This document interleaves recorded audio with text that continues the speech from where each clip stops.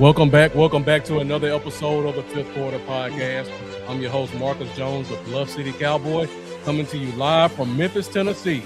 And we are continuing our NFL draft coverage of the 2026 NFL Draft. And tonight we got some special guests joining us. We got the guys over from Frankly Football. We're going to do our first mock draft of the season at the Fifth Quarter Podcast. Thank you guys for joining me tonight. Man, thanks for having us, Bluff, man. It's always a pleasure to kick it with you. How many of these do you usually do? How many mock drafts do you do? Two. I do this.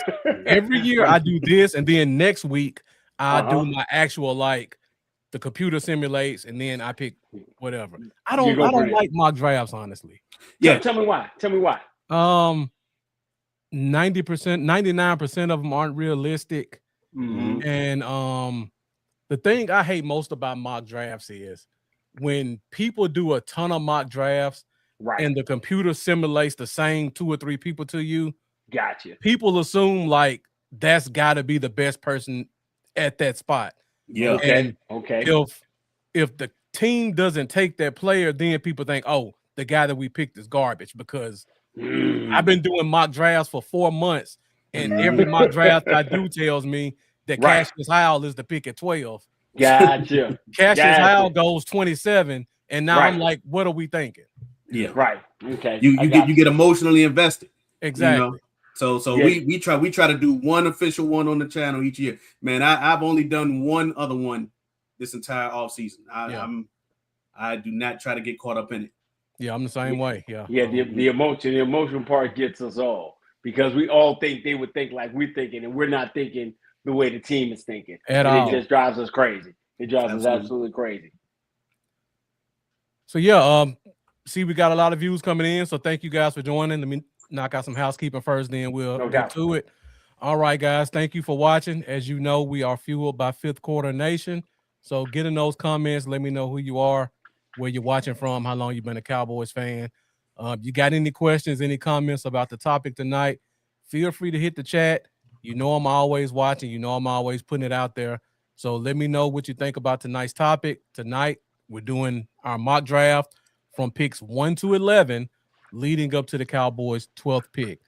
For those of you who are watching, looks like we got everybody watching from DC4L. If you're not at DC4L yet, be sure to hit Facebook up, type in DC4L, join that Facebook group. It's an interactive group. We're about 8,000 strong right now. Wow. It's a safe space for Cowboys fans. We have 11 admin who meticulously watch the chat, so we make sure there's no hate speech, there's no bullying. You want to talk about what's going on, you want to keep track of what's going on, come over and join us at DC4L. DC4L also has a YouTube channel, so go to YouTube, hit DC4L up. While you're over at YouTube, you can find me at Bluff City Cowboys. So if you're watching right now, let's get those likes up. Let's let those likes match those views. Right now we're at 20 viewers. We only got 1 like. Hit that like button, hit that heart, hit the thumbs down if you like. We'll take all the engagement. But we appreciate you watching, and we appreciate your engagement. So before we get into it, let the fans know who you guys are, how long you've been podcasting, and where they can find you at, and we'll do it at the end as well. Let the people know, Chris. Well, listen, we are Frankly Football. My name is Chris. I set it off, Chris. I was about to give you my government, but it set it off, Chris, man. And it's my man, Brandon Hart. We've been podcasting together about, I think this will be 5 years now. Yep. It'll be 5 years we were podcasting. We got together. We were just to the point. Brandon was doing some stuff. I saw him. I hit him. I said, "Hey, man, how you doing, man? I'm a Cowboy fans too. I seen your podcast. Let's get together." He hit me back, and then boom, it started, man. And we've been Frankly Football for that time, man. We're on YouTube. You can find us there. You can also find us on Twitter at Frankly Football. And man, we just talk about the Cowboys and as much as the NFL as possible, man. We've been able to collaborate with a lot of people. Found you, Bluff, last year, man. Loved your work. Reached out to you, man. And we've been doing some stuff, man. We love working with you. But, man, we've been around a long time. We got a pretty good foothold in the content creator community. We know a lot of people. We do a lot of work with a lot of people, man. But we just love the Cowboys like everybody that's kicking here on the fifth quarter podcast and things of that nature. Yes, sir. All right, we definitely appreciate that. Before we get started, I see we got my guy Jeff in the comments. Jeff, appreciate you tuning in as always. What's up, Jeff? Jeff. You guys will be able to watch Jeff next week during draft coverage. So if you want to, no doubt, on camera, he'll be up here with me as well. That's what's up. That's what's up. Long time follower. You should have kicked it with us tonight. You should have came on through tonight. Yeah, I should have got him on. I didn't think about it. Yeah, man. Put Jeff on. Got my guy Mendoza joining. Long time viewer. Appreciate you tuning in. Lee Hairston, as always, appreciate you joining us as well.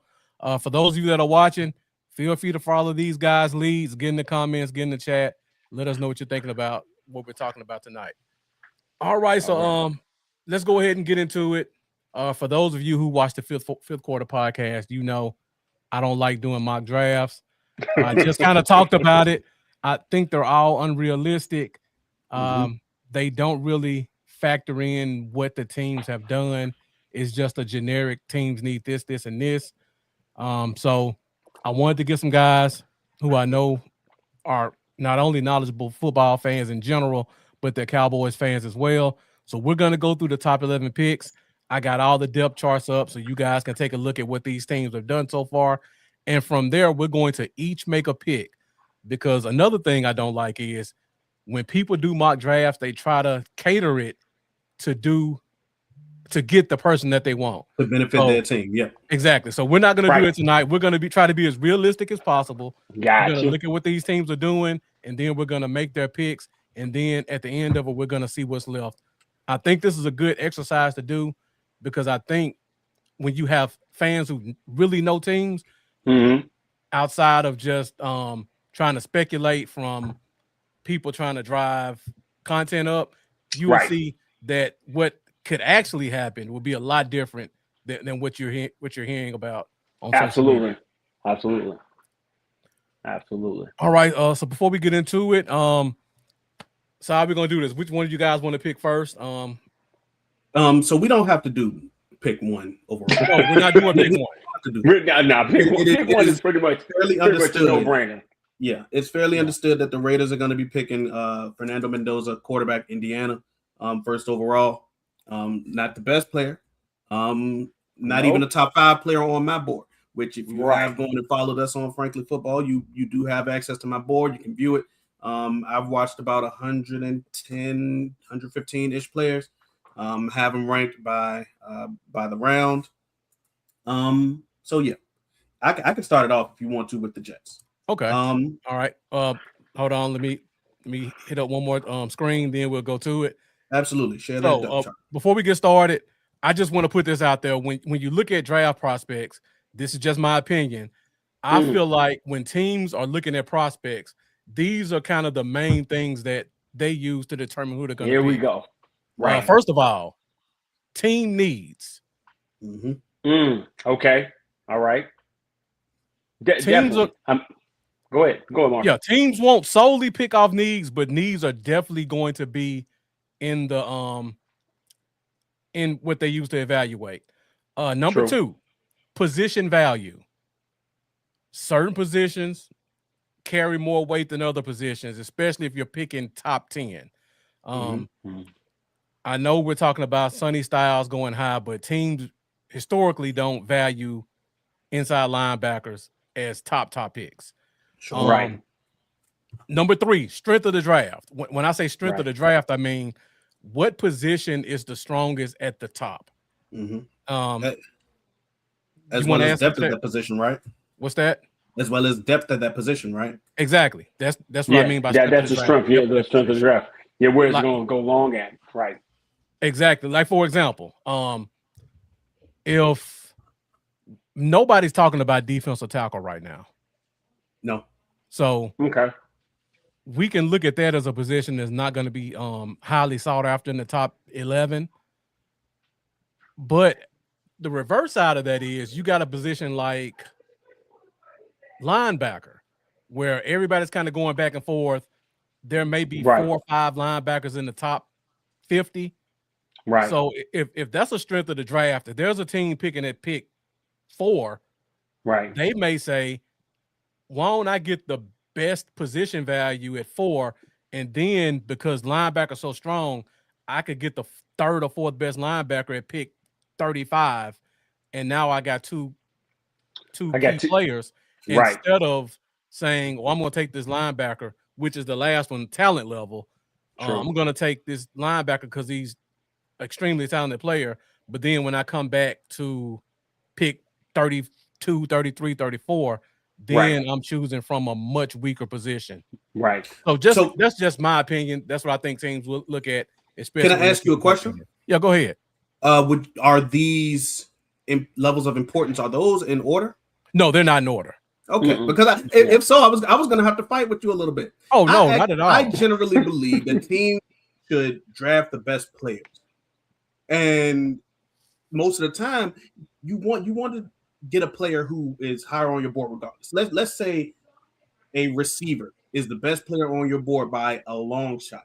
If you're looking at picking at pick 20, and the best player on your board is let's just hypothetically say Mekhi Lemon or Jordan Tyson.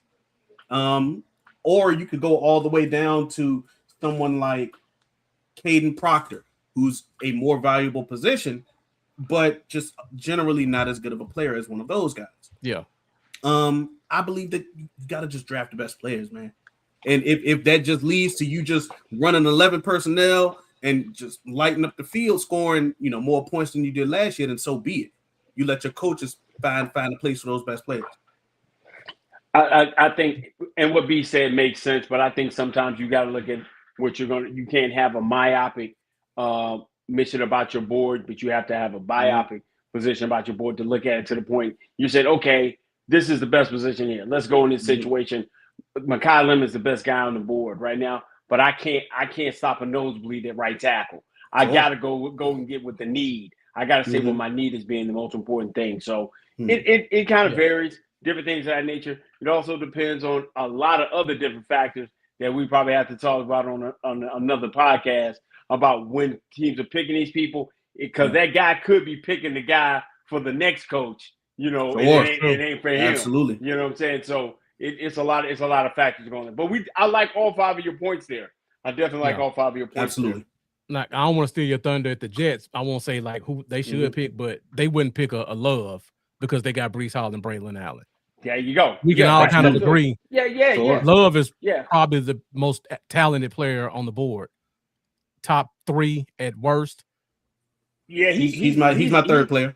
Right. Yeah, he's second, third, fourth player on most of the boards. So yeah, we could definitely say that. But because you've already got a stable of running backs there, you're fine. Yeah. There's no big time quarterback to pick at this position. So let's look at their offensive line and see what the offensive line is looking like. Where we're looking at the tackles. What the tackles looking like. All right, so let's go ahead and get into it. We'll start with Chris, you on the clock. Brandon, you on the clock. Is it Chris? Brandon, you on the clock. It's Brandon. Brandon on the clock. All right, so we looking at the Jets. So That's right. I got the offense pulled up. Let me know if you want me to scroll down to the defense.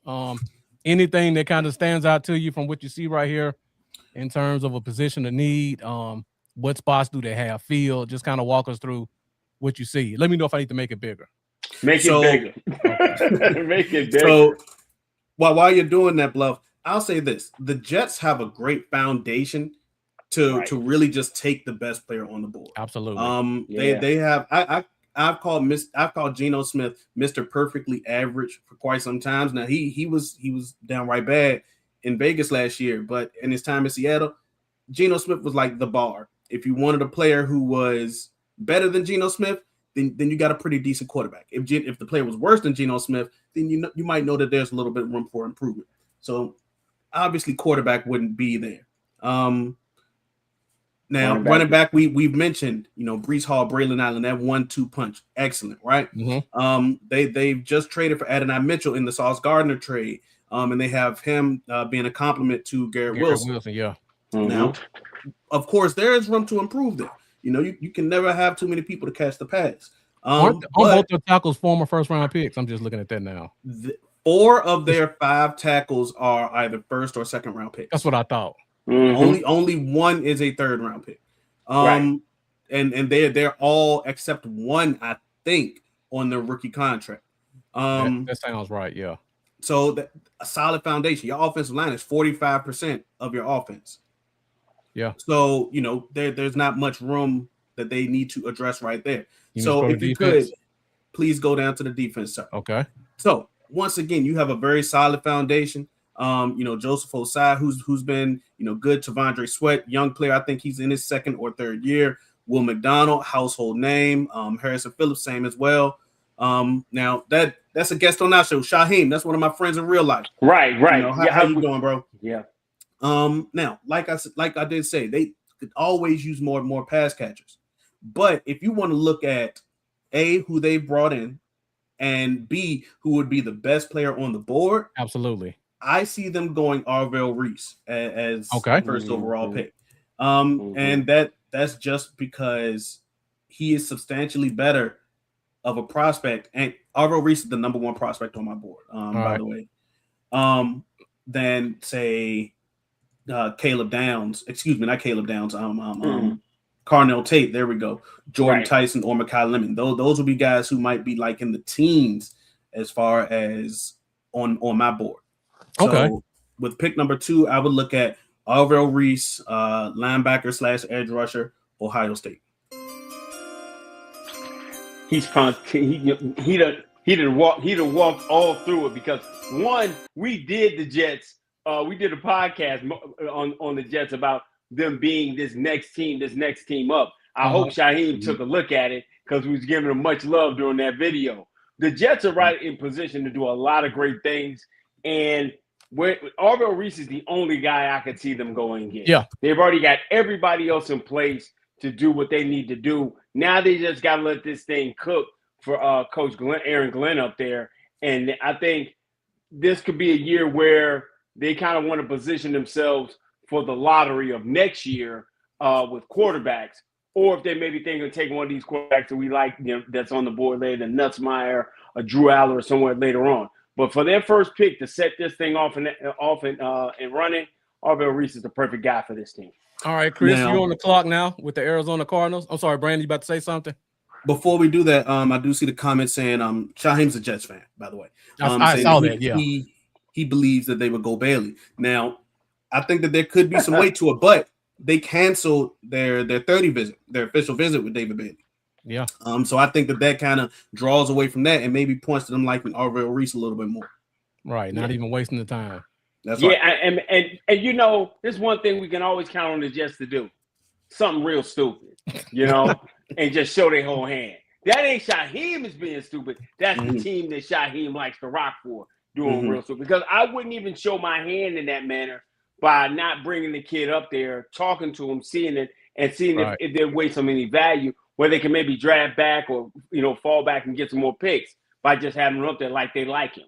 I mean, it doesn't cost them anything. But hey, people don't draft well. They don't really do well at drafting. And players don't necessarily stay at teams their whole rookie contract. That's right. You miss an opportunity to talk to this kid. Right. And 3 years from now, he may be up for trade.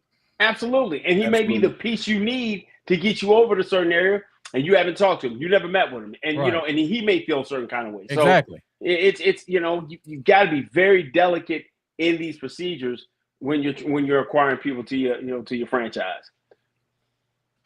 All right. Before you pick, Chris, shouts out to Joseph Sandberg, Big Joe, 14 D1, and Rafael Orta. Looks like some new names. So I'm sure you guys are joining us over from the Frankly Football Podcast. So thank you guys for joining tonight's show. Appreciate all your comments. All right, Chris, you're on the clock with the Cardinals. Take a look, offense, defense. Let me know what your thoughts are. I can barely see what we're going through, so walk me through these people. I know what I feel about with Arizona. Arizona's got a huge hole at quarterback. Okay, that's the biggest hole they have right now by getting rid of the let's say, how can I say this the right way? Because B gets on me about this. The diminutive, but quick-footed Kyler Murray. Short. Stop it, man. You know what I'm saying? We're trying to get our views up. We can't be out here offending people because they genetic deficiencies. But we're missing Kyler Murray. We have that, and so there's a hole there. Running back, we got in there, B? James Conner as their starter. He's coming back from injury last year, but then they also signed Tyler Algier by way of the Atlanta Falcons. Okay, Falcons. They drafted Trey Benson second round 2 years ago, dealing with the injuries, but he should be back healthy. Okay. Offensive line wise, how are we looking with our tackles here? They drafted Paris Johnson last year, right? Exactly. Paris Johnson is still a young guy. Okay, good. Yeah. One of the best. Now, on the opposite side, I believe that's a hole personally. Elijah Wilkinson was somebody who struggled. Chris, I'm doing your job for you, Chris. I can't see it, boss. I just want you to walk me through it. Just tell me the names, I can walk through it. Gotcha. So, Elijah Wilkinson is their opposite tackle. Okay, all right. Mid. Wide receiver, I know they're really strong. They got Mario Harrison Jr. They just signed Kendrick Bourne from the Niners. Gotcha. Okay. And McBride is an all-world tight end. Yeah. Things are looking good in that direction. Okay. And then defensively, I think they turned around. They got the young, go over there down to defense. We got the young defensive tackle out of Kentucky last year. Out of Ole Miss. Out of Ole Miss, okay. Yeah. I don't want to say come in. Yeah. Oh, yeah. I knew you was gonna know about the Ole Miss. Absolutely. Guy. Yeah, I knew you was gonna be able to tell me about him. But yeah, we got him. Who else we got on that defensive line? They brought in Josh Sweat. Yep. Okay. I like Walter Josh. Nolan, like previously mentioned, is right. Someone. Mac Wilson is in the linebacker room. They drafted Chop Robinson in the second last year, right? Defensive. That was Miami. Yeah, that was Miami. Oh, that was Miami's guy. Miami. Yes. Okay. Now, personally, I think that there's a little bit of room for the interior. Ray Lopez is somebody who would stop me from drafting anyone. Gotcha. Okay. Secondary wise, who are my corners? Go ahead. I'll go ahead. I think the corners are solid. You got Will Johnson, first round pick. Garrett Wilson's kind of that next guy up. Yeah. You could probably do a little bit on the outside if you wanted to. I personally like Sean Murphy Bunting. I think he's more of a nickel than an outside guy. Absolutely. I don't know why they have Denzel Burke right there, but right. I could slide Sean Murphy Bunting in that nickel spot.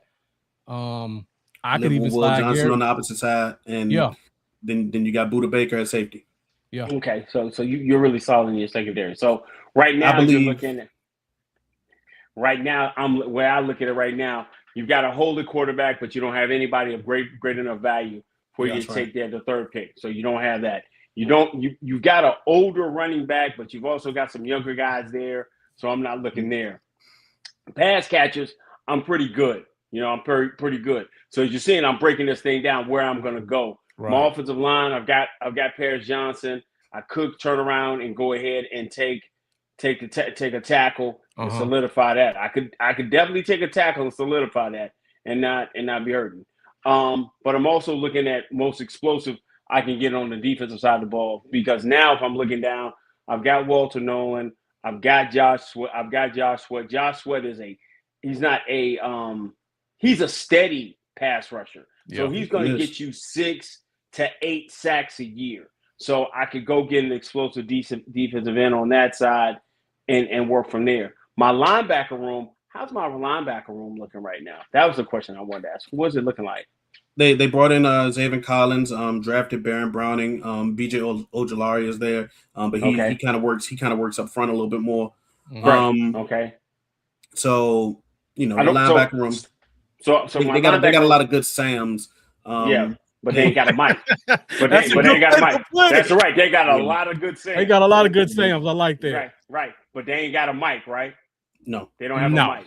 Right. So this kind of narrows it down for me. Offense is where it's going to be. I'm looking for the lottery of next year for quarterback, so I'm not going to deal with a quarterback.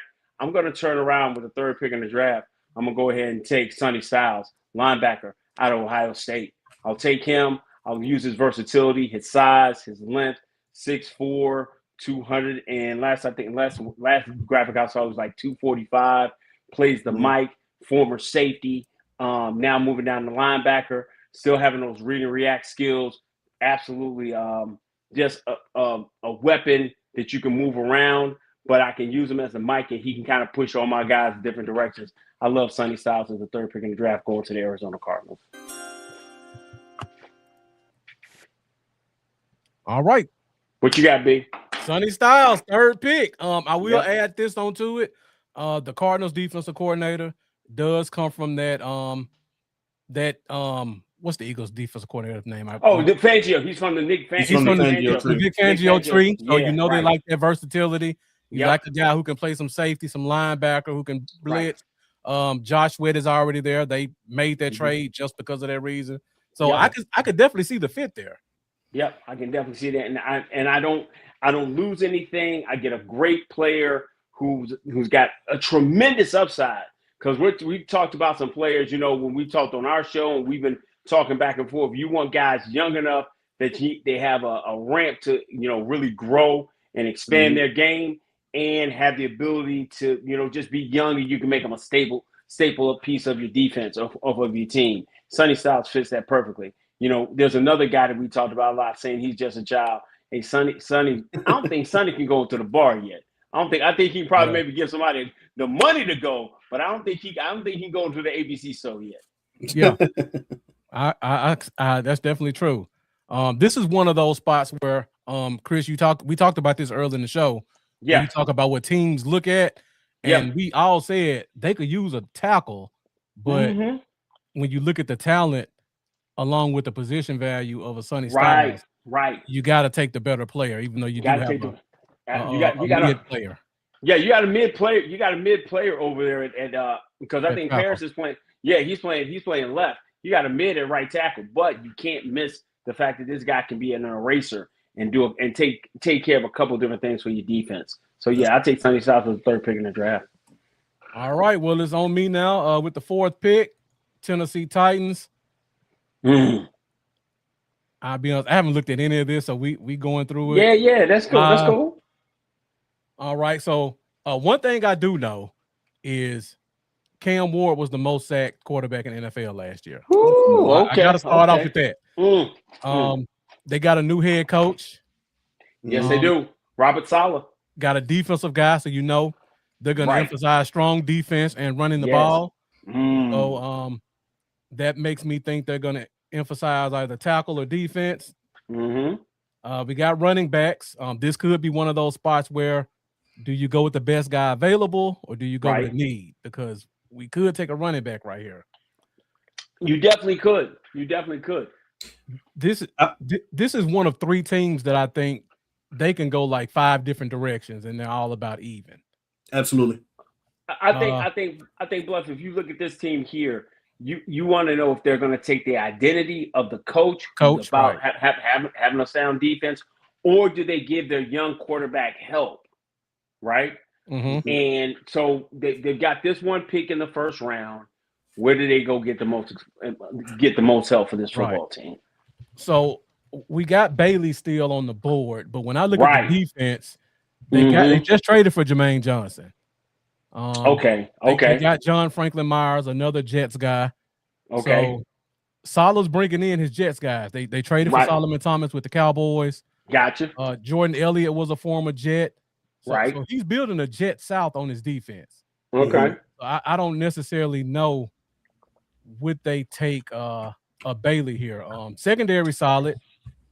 Got Alontae Taylor, Cordell Flott. Safeties are decent. They could use a linebacker, but there's not a linebacker that's talented enough to take this early. So right now, so hold on, Bluff. So with Jeffrey Simmons, they're going to match who with Jeffrey Simmons. They got Solomon Thomas, which is a a spot player, a rotational guy, right? Who's their other defensive end over there? Jordan Elliott, former Missouri Tiger. I think he was a 3rd round pick in 2022. Former Jet. I think they like their guys. They got our former D-line coach. Yeah. Okay. Oh, they got Whitehead back. Yeah, they brought Whitehead back. I think Whitehead just likes his guys. If you look at the team, like I just said, John Franklin Myers, Jet. Jordan Elliott, Jet. Jermaine Johnson, Jet. Solomon Thomas, Jet. They like their guys. They like their guys. Okay. You can't blame them. You can't. They players. So do you make a strength to strength, right? Right. Or the question is, do you get your young quarterback some help?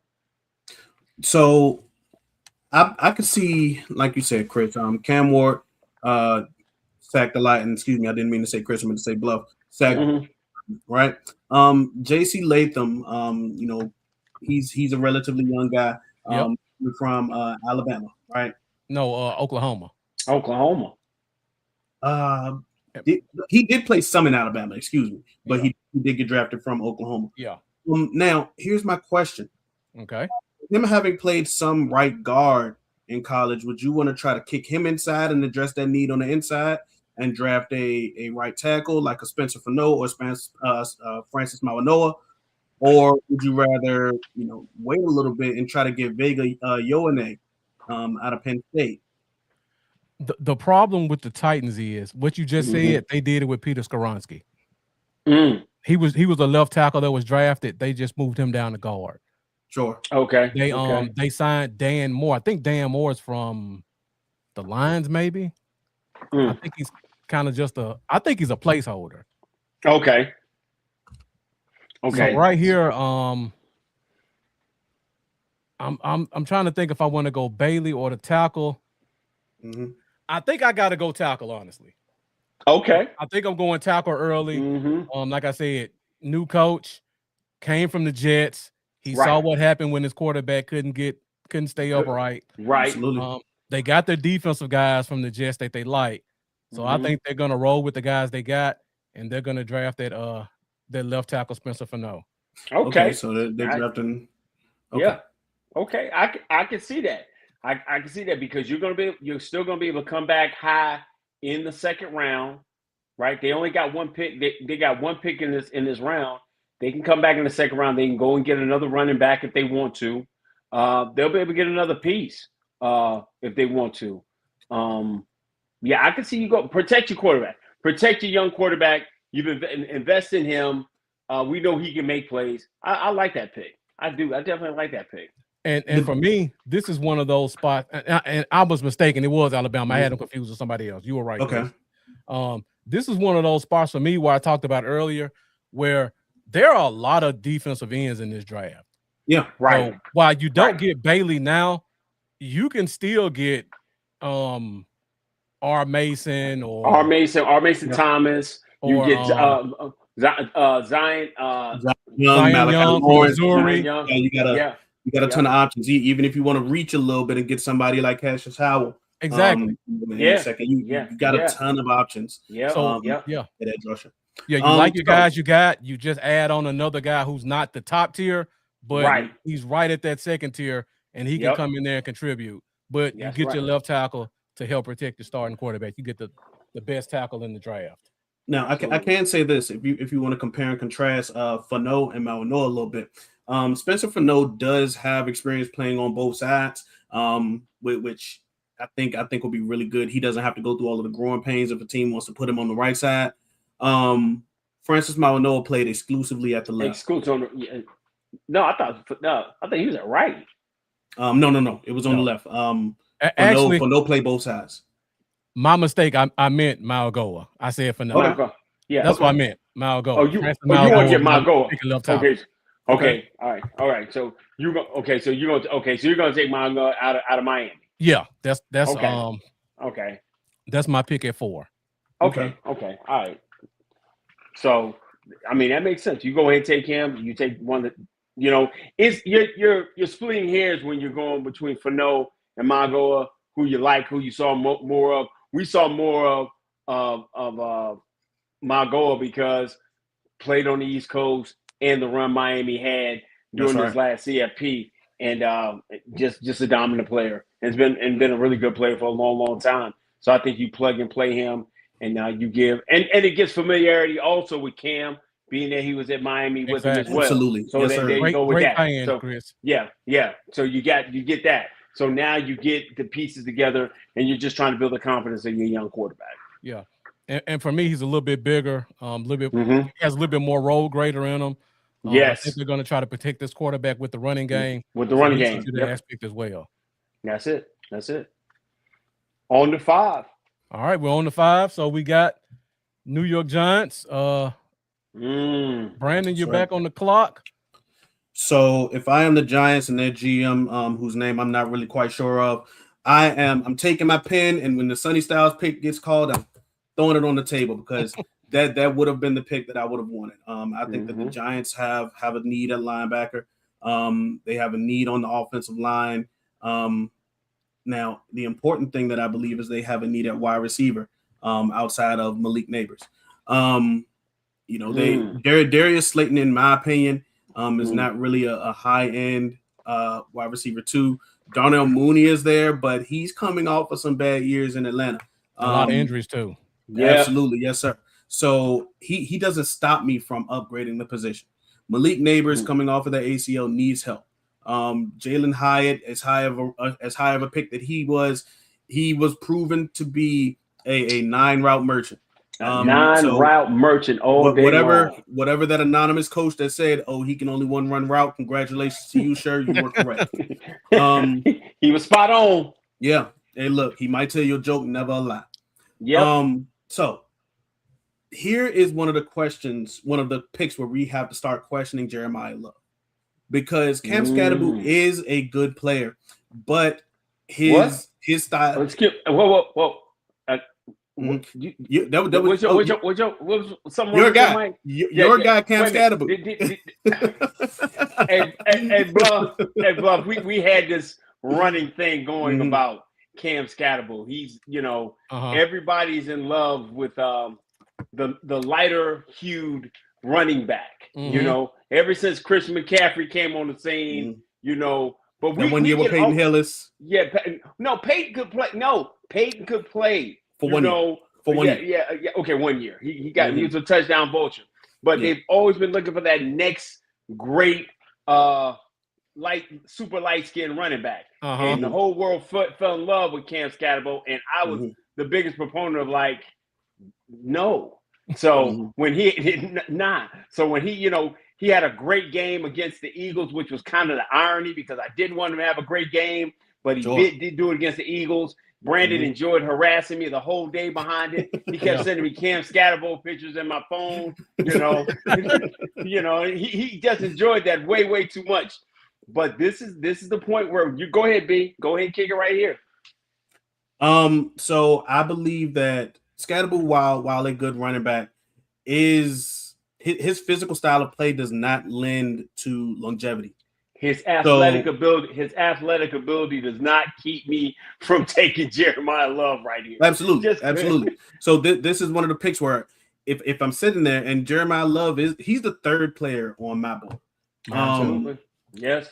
So I would have to be sitting there and really let that clock run down to the bottom and debate if I want to take the better player but at a less valued position, or if I want to try to lean in on one of these DBs, for example. Like if I want to look at Caleb Downs, Ohio State, amazing player. Caleb Downs is the second best player on my board.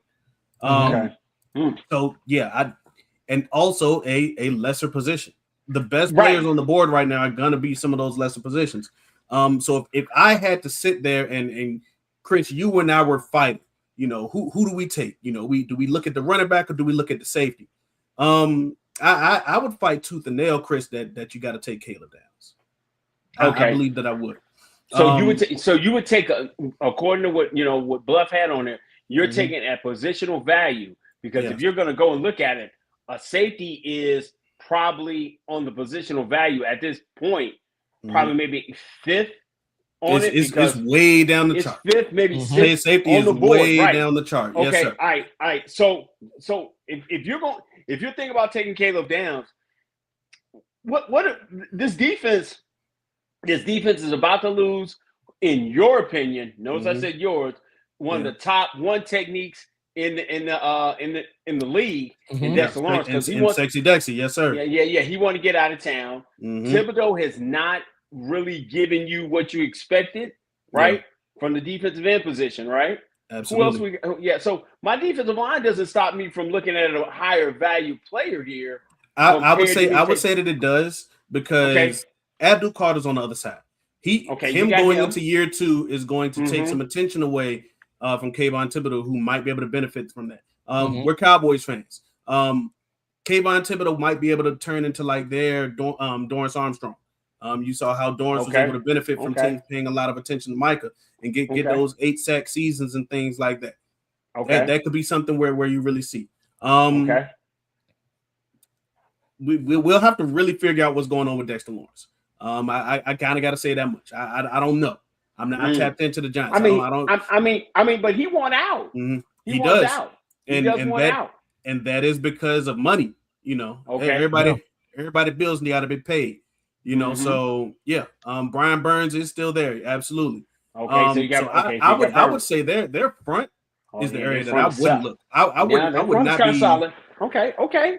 And if you want to talk about the importance of a position, I believe want to hit that for you. I just want to hit that for you because we wanted to go. The important, like you said, importance of position, defensive end and defensive tackle rates higher than running back, and definitely far more than safety. Because you're saying Caleb Downs cornerback. Caleb Downs is more like he can. Caleb Downs can play. He can play some nickel too. He's not just safety. He can play some nickel too, Chris. Right. So he and you're right. So I'm just going by what you're saying. I just want to make sure everyone who's listening gets the full picture of which direction you're going. So you're going Downs over Love. That's what we're at. Yeah. Okay. I would because Downs kind of fills two roles for you. Fills three. He fills three. But go ahead. Hey, look, I'm not mad at you, Chris. Yeah, he feels a dog in my opinion. He's the second best player on my board. So the pick for me, if I were the New York Giants, will be Caleb Downs, defensive back. I'm not even going to limit him to safety. Ohio State University. There you go. All right, so pick 5 is in. We go to pick 6. Chris, I believe it's back on you. We got the Cleveland Browns. The Cleveland Browns, the team that has some things but needs a little bit of everything, right? Absolutely. Needs a little bit of everything. So the problem, not the problem, the issue is right now with the quarterback position. Because whole lot of uncertainty. Freak Nasty come back, aka Deshaun Watson. He comes back and they done paid him. But you do have Shedeur Sanders there, and there's going to be that issue there. Running back wise, they're fine with Judkins. They're fine. They're absolute. Dylan Sampson is there. Yes. Yeah. Oh, So so they're fine at running back. Wide receivers. What are we looking at with their wide receivers now? So they have Jerry Jeudy. He's been an okay guy for them. Malachi Corley was someone who just couldn't catch on to the Jets. Had a lot of clashes with the coaching staff, which caused him to be on his way. Gotcha. Isaiah Bond was one of those steals for them because he was going through those legal issues that he was cleared of last year, and he was able to sign with them as an undrafted free agent. And he was pretty solid considering he didn't get to start. Didn't have a training camp. Absolutely. Yeah. And then they have Cedric Tillman. He's listed here as the other outside guy. Right. But I believe that he is really your fourth. So I think that they got a good 1 through 4 in their wide receiver room. I would agree. Tight end. Where's my tight ends looking like? Oh, Harold Fanning. Harold Fanning. David Njoku is no longer there. So that's a thing. Offensive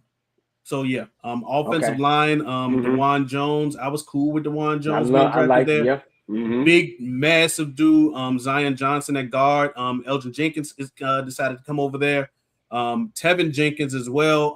Relatively high pick if I recall. For the Bears, I believe. Bears, Yes, he was a second. He was a second round pick for them if I recall, right? Yeah, I love him coming out of Oklahoma State. And then Titus Howard on the right tackle. So if you want to think about things, that right tackle spot could be a position. Gives it. My defense is stellar because we got Myles Garrett, and Myles Garrett is the absolute eraser of all things known to man because of his style of play. Who else we got down there with down him as well? On defense? Yes sir. First round pick, Mason Graham. Okay, he's got so he should take a step this year. Just Malik Collins. While Cowboys fans didn't like him, he's been a solid defensive tackle his whole career. He could play. He could play. Had a decent time in San Francisco over the last few years. Yeah, absolutely. Okay, he's not making any Pro Bowls, but he's a contributor. He's a contributor. He's an absolute contributor. Who's my other defensive end? So you got Myles Garrett, and then you got Alex Wright. Alex Wright, I think, was like a day 3 pick. I think it was a 4th rounder. Now the issue here, and I'm doing your job for you a little bit, Chris. Yeah, They got Jeremiah Owusu-Koramoah at linebacker. JOK, a linebacker. He's thinking about retiring. Yeah, he's probably done. Yeah, we'll talk about this on the backside with Joker. Yeah, but y'all can you can kind of run with that. I'll tell you. Yeah. So okay. So you don't. So JOK is out probably out the building. They signed Quincy Williams from the Jets. Carson Schlesinger, the reigning defensive rookie of the year. Yeah, solid. Okay. Secondary is good. Yeah. Yep. Tyson Campbell, Denzel Ward, if he can stay healthy. Healthy. Yeah. Grant Delpit. Yeah, kind of the same thing. Great. Yeah. Great. Yeah, he got to stay healthy. Guys, Grant Delpit. You know what? You know what? There answers my question, and I'll bring that. That's the last good defender, defensive back coming out of LSU. I was having the hardest time in the world, Bluff, trying to figure out the next good cornerback that came out of there. I was going all the way back as far back as like Stingley. It was like Stingley and then who? Yeah, but Brad Delpit. Yeah. So you're looking at this team. So this is why this team has been the biggest for Cowboy fans want to trade back, because they've got a lot of pieces, but they still need to add in some different areas. And I think really they just need to cook. So we'll talk about later with trading back. I think that's why they want to trade back. But if I've got to stand and pick right here, right? If I got to stand and pick, nothing stops me from going and getting a wide receiver here. Okay. Nothing stops me. Nothing stops me from going and getting a tackle here either, right? And nothing stops me from going and getting a defensive end. So let's go. Yeah. So if we're looking at our value, defensive end, tackle, and then wide receiver, defensive end kind of wins out in this situation right here, in my opinion. I was about to say, Chris, are you about to do what I think you're gonna do? I'm gonna do what I don't. I know who you like. I won't do. I wouldn't do. Is what if you're smart? I'm not doing it from a Cowboys perspective, but if I'm smart, positional value is the defensive end, and I can turn around and get cute and and go down later, and that's the reason why they want to trade back. But if I'm going to stay in a pick, I'm going to go ahead and take the best defensive end in the country on the board and showed it every Saturday and all the way up to the championship game until they couldn't play anymore. Some people complain because of his arm length, but he has a 55-gallon drum of ass whoop in his back pocket that he carries with him everywhere he goes. And I'm taking Ruben Bain, defensive end, out of the University of Miami. And I'm plugging him right inside of that with Myles Garrett on the opposite side and Graham on the inside. And we just going to add a strength to a strength, man. We're going to add strength to a strength. Chris, that defensive room will be scary. Absolutely. Scary. It'll be an absolute nightmare. And to get him at 6 is great, is amazing value for where you get him at, because I thought that Tennessee would take him, earlier. But if you get him at 6, I mean, you cooking with gas. Yeah. Joseph Sandberg said, let them score 15 points, but score 6. I'm assuming that means you wanted the receiver. I mean, but if I'm looking on my board, if I go get a wide receiver, I already got Judy. I've got they, fans. They just brought in Corley. Yeah, they just brought in Corley. I've got a running game. Yeah. So yeah, I could go with the wide receiver, but the value there in the division they play in. So you got to realize the division they play in, they're gonna have to deal with. Lamar Jackson. They're gonna have to deal with Trevor Lawrence with the Jaguars. They're gonna have to deal with Drake May in New England. You're gonna have to be able to just stop them and make Joe Burrow. Joe Burrow. The whole AFC. Eventually, Pat Mahomes. You're going to have to deal with Denver and Bo Nix, slow running tail. You have to deal with all that. So you got to keep building that defense to be able to keep people down as your offense, continues to mature. Yeah. So I'm taking Ruben Bain at 6, man. I'm not mad at the pick, honestly. Yeah. The whole defense gonna be scary. Man, come on, bro. Yeah. So question, why did you take him over Bailey? Did you just have Ruben Bain higher? Listen, I just have Ruben Bain higher as an all-around as the best defensive end. The best pass rusher is Bailey. Right. Bailey is the absolute best pass rusher. But if I'm going to go ahead and build this thing the way so I can have a guy who can be able to stop the run, get to the passer, be relentless, I got to take the best guy on my board, which is Ruben Bain. Yeah. Not mad at it. Not mad at it at all. Yeah. All right, so I'm on the clock now with the Washington Commanders. Mm-hmm. When I look at this team, just going offensive defense, blinking light, wide receiver position. Absolutely. Yes, sir. When you got Traylon Burks penciled in as a starting receiver, you got problems. Yuck. Ooh. Terry McLaurin is getting up there in age. He's going to be 31 this year. I mean, Jaden Daniels had no connection with him last year at all. None. Yeah, man. Which is tough because I think that Terry is a good receiver. Like he's not like top 10 or nothing like that, but he is a serviceable. I'll even say beyond serviceable starting receiver. Yeah, right. And then they turned around and threw all that money at Pork Chop Samuels. I mean Debo Samuels. Threw that money at him. That was a miss in that area. So wide receiver is definitely a need for them. Yeah, absolutely. So but running back is a need for him as well. This is another one of those spots. Running back is a need for him. I will not call that man Bill, but Ja'Cory Krosky-Merritt, he does not stop me from upgrading the room at all. Okay, your tight end position is yeah. Go ahead. Yeah, when I look at this team, I wanna go defense, but that wide receiver spot is just too big of a blinking light for me to look at anything else. Yep. Right, and the best ones are still on the board, and in that situation for them, they're all still on the board.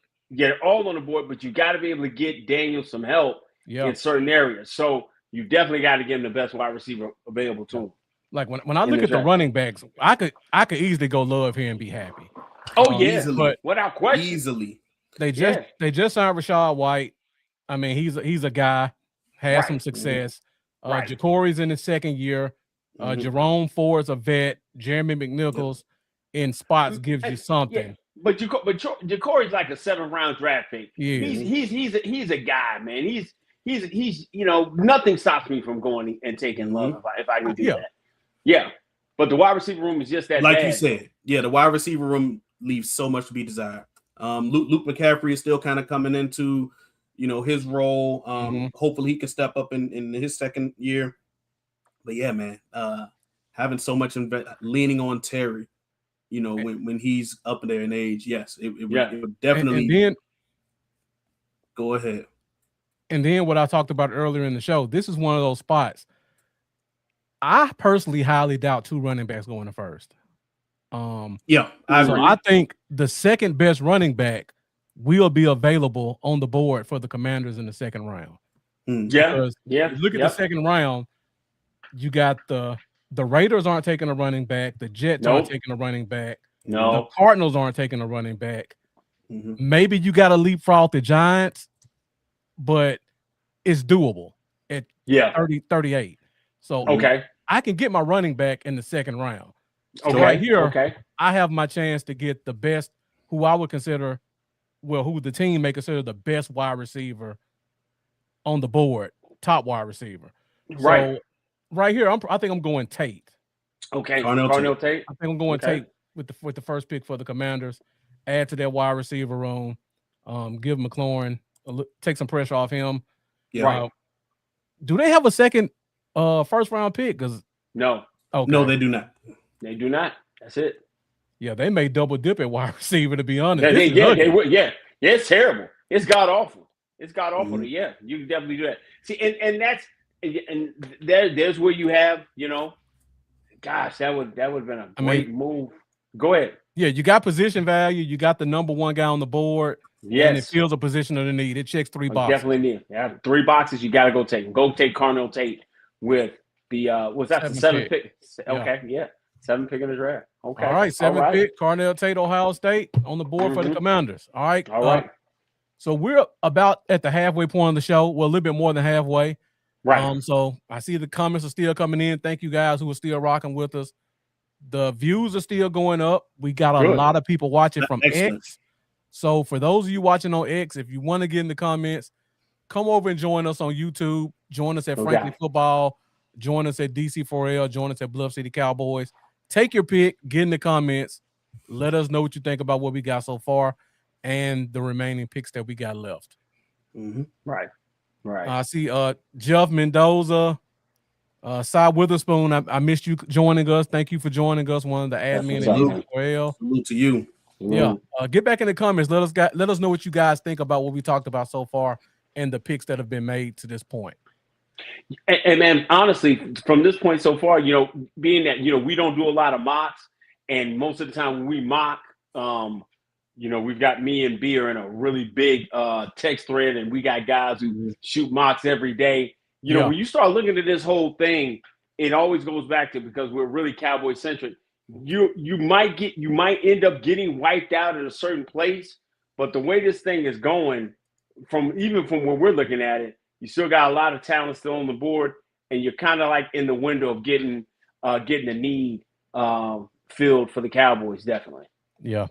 Even though my number one guy's off the board, I'm still in a good position. Yeah, so far in the draft where everybody thinks that there's gonna be no offensive players taken in the top 10, we've taken 3 already. Right, you've taken 3. Right. And it's 4 already off the board, because the number one. And that still leaves Jeremiah Love on the board as well. So it's gonna be 4.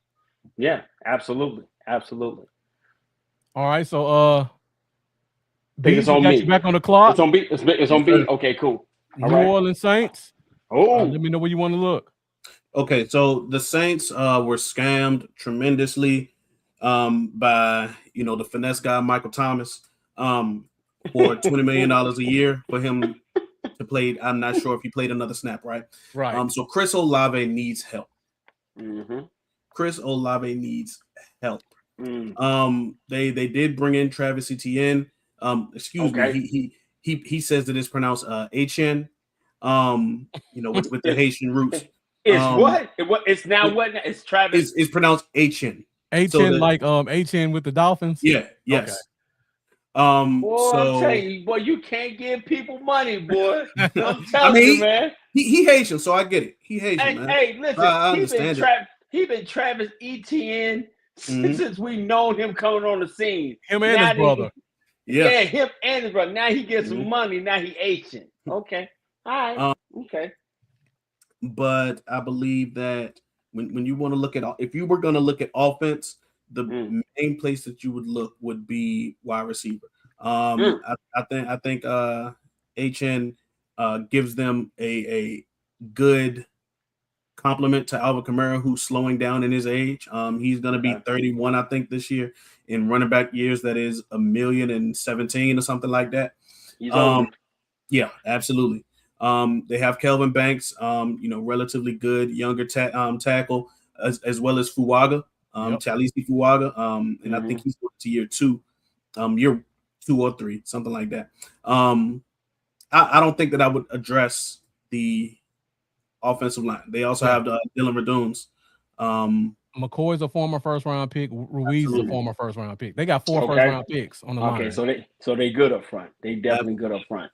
Now, if you scroll down to the defense for me, this is where I think that there's plenty of room to improve. What was their defensive end's name? Who had like the bicycle bar mustache? Oh man, what was you're talking about Jordan Cameron or Cameron Jordan? Cameron Jordan. Cam Jordan, okay. Jordan Cameron, one of those two. Two first name dude. So they have him leaving out. They drafted Brian Breesy 2 years ago. He's going into year 3 or 4. So he's cool, but doesn't necessarily stop me from drafting anyone. I would look at the interior or the outside on the defensive line. I would also take a look at they did bring in Chase Young a couple years ago too. So he's kind of doing his thing. But once again, and I like him too. Chase Young's a cool dude, but he doesn't stop me from getting him some help. I would look at the front seven. I'd start looking at linebacker or edge rusher, and with David Bailey being on the board, my palms start itching a little bit. He gonna come in there and be, your next guy that you can hang the banner for on the front of the stadium, like your franchise player. Yeah. So if you look at that, that's excellent at the edge rusher position. Let me scroll down here. It's a little high for some of these linebackers going right now since you've had Sonny Styles and Reese off the board. So I'm not sure that I would look at someone like CJ Allen. Way too early for someone like him. So I think that I could confidently, and with not a lot of time spent, I'd do the next team a favor, by getting in early and take David Bailey, edge rusher, Texas Tech. Absolutely. Can't even fight you on that, dog. Not at all. Can't fight you at all. Great position, great value. Absolutely. And I mean, number two, 3. He's in everybody's top 5 on their boards. He's the best pass rusher. He's the best pass rusher in the country. And put him on that fast track down there in New Orleans. Put him with that, and he does his thing, man. Great. David Bailey is the fifth. David Bailey is the 5th player on my board. And Jeff, I agree with you that the Saints need a receiver. I agree with you. But if you want to talk about the value of the position, right, compounding with the needs of the team, I think that you get more out of David Bailey rather than someone like Mekhi Lemon or Jordan Tyson. And Jordan Tyson, I think, wouldn't even be in conversation right here because of his recent injury at his pro day. Now, even Concepcion out of Texas A&M, you couldn't even take him. Way too high. Way too high. Concepcion is a great player. But I wouldn't do it. Yeah. Yep. And Joseph Sandberg makes a good point about Young still loafing. Yep. I don't think I want to have a defense where I rely on Chase Young to be my guy. premier guy. Yeah. Washington tried it. Right. Washington tried it. It didn't really work. Yep. Exactly. Yep. And going back to the Saints offense, you talk about the receivers, Jeff, and I agree. We all agree. But when you look at how the Saints play, they use their tight end a lot in the passing game. They use their running backs a lot in the passing game. Absolutely. So you're going to probably get 60 to 70 catches between Achane and Kamara. And Kamara, right. Along with the tight end, right. Tyler Should is very mobile. He's gonna be able to work out. Kellen's gonna have another year with him down there, so you got to help that. Hang him around for year 3. Yep, absolutely. Yep, you'll definitely get the best out of it with having Bailey at that position. And this is one of those teams where, again, David Bailey's on your board. You got to take him. You know where they're going second round at this point. Absolutely. Whoever the best wide receiver is. Best wide receiver on the board is. And it's going to be some good ones. Yes. It should be. Yes. 5th or 6th wide receivers probably going to be available. True. And you can go inside or outside with this team. So you're going to get a talent in the second. You don't have to fill all your needs in the first. This is not like Washington. Right. Where yuck. Like it was terrible. Right. It was terrible. And you didn't feel like the guy who was there still had any kind of juice. Right. You still got Chris Olave. He still got some juice. Right. But by going and getting some juice on the defensive side of football to give some excitement in the building, you definitely go with Bailey. He's just too high, and his value is too great for you to just pass him up. Yeah, absolutely. And Jeff, don't get me wrong, man. I agree. Like behind Chris Olave, their wide receiver room is poop from a butt. You know what I'm saying? So it's something that would just have to be addressed a little later. You kind of got to weigh the pros and cons. But I agree. Looking at it, you got one blue chip player, one guy who's about to make some money, and then the pips. Wow. Okay. Yeah, but you got to look at your head coach too, Kellen Moore. Heavy on tight ends, heavy on running back passing. Right. That's their bread and butter. Yeah, they'll get by with.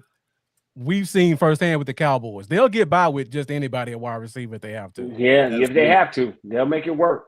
They'll make it work. Yeah. All right, pick 9. Another one of those could go a bunch of different routes. Chris, I believe it's on you. I wish I was making this pick. I wish that I was making this pick. I'm not gonna lie to you. I wish that I was making this pick. This is the Kansas City Chiefs? Chiefs, yeah.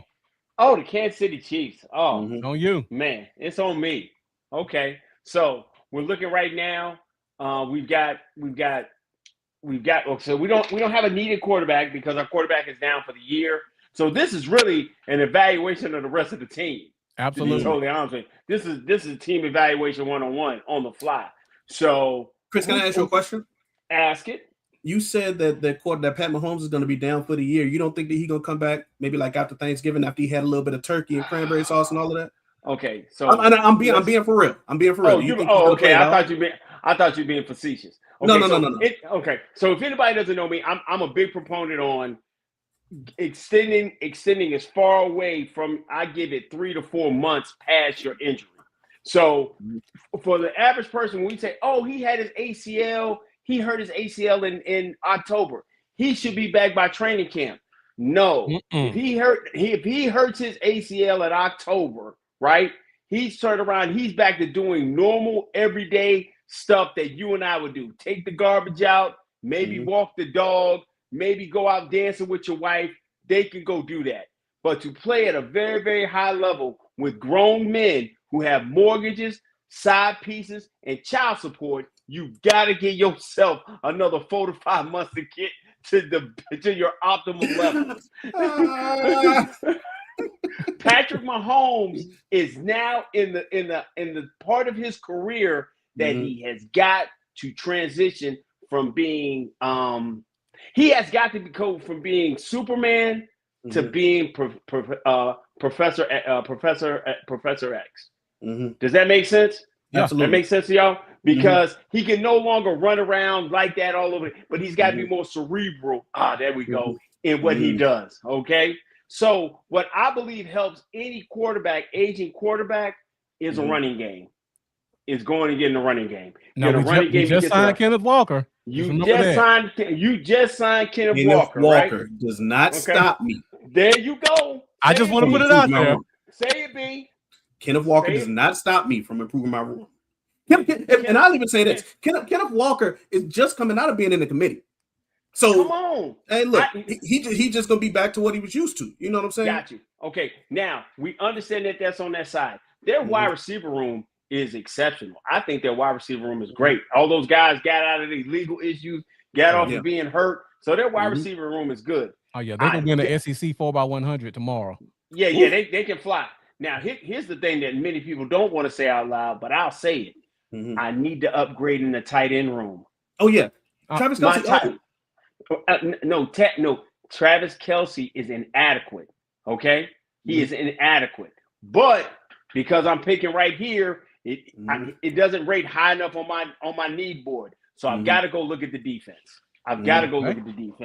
Okay. So, Chris Jones, even though he's all world, he's getting long in the tooth. Matter of fact, he's old. Okay. Karlaftis, did they bring Karlaftis back or no? They did. Okay, they brought Karlaftis back. And just to confirm, Chris Jones is going to be 32 years old this year. Okay. Okay. So we got him. He's out the way. Let's say who else we got on this? We just got rid of McDuffie, right? Yep. As a cornerback, yes. We got rid. But they did sign Kyrie Elam. Yup. Yep. Former Dallas Cowboy Kyrie Elam. Okay. All right. Now, and in my safety room, what we looking like in our safety room? I don't know any of these guys. I'll be honest. You don't know none of these I'm guys. not really familiar with their. Okay. So we're looking at this point right here.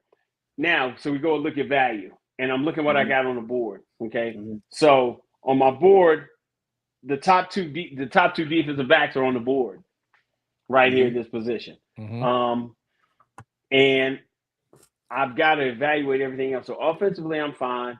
Tight end is two. Man. So, Chris, can I ask you this? Go ahead. Go ahead, babe. With you saying that Pat Mahomes has to, instead of being gunslinger guy, instead of being Wolverine, he has to be Professor Xavier. Yes. Would you think about protecting him a little bit more, going out and getting a tackle or something like that? I could go get a tackle.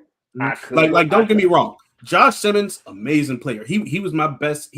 Number tackle 1 for me last year. Me too. Okay. And the injury caused him to fall. Okay. But he'll be back. He'll be back, right? Yeah, he'll be back, and he plays left. But okay, Spencer Fano is on the board, and he played some right. Okay, he plays right now. I can solidify that. I just want to get. I'm formulating my whole picture here. Okay. Because my value is the tackle is my highest value guy, right? Yeah. Yeah.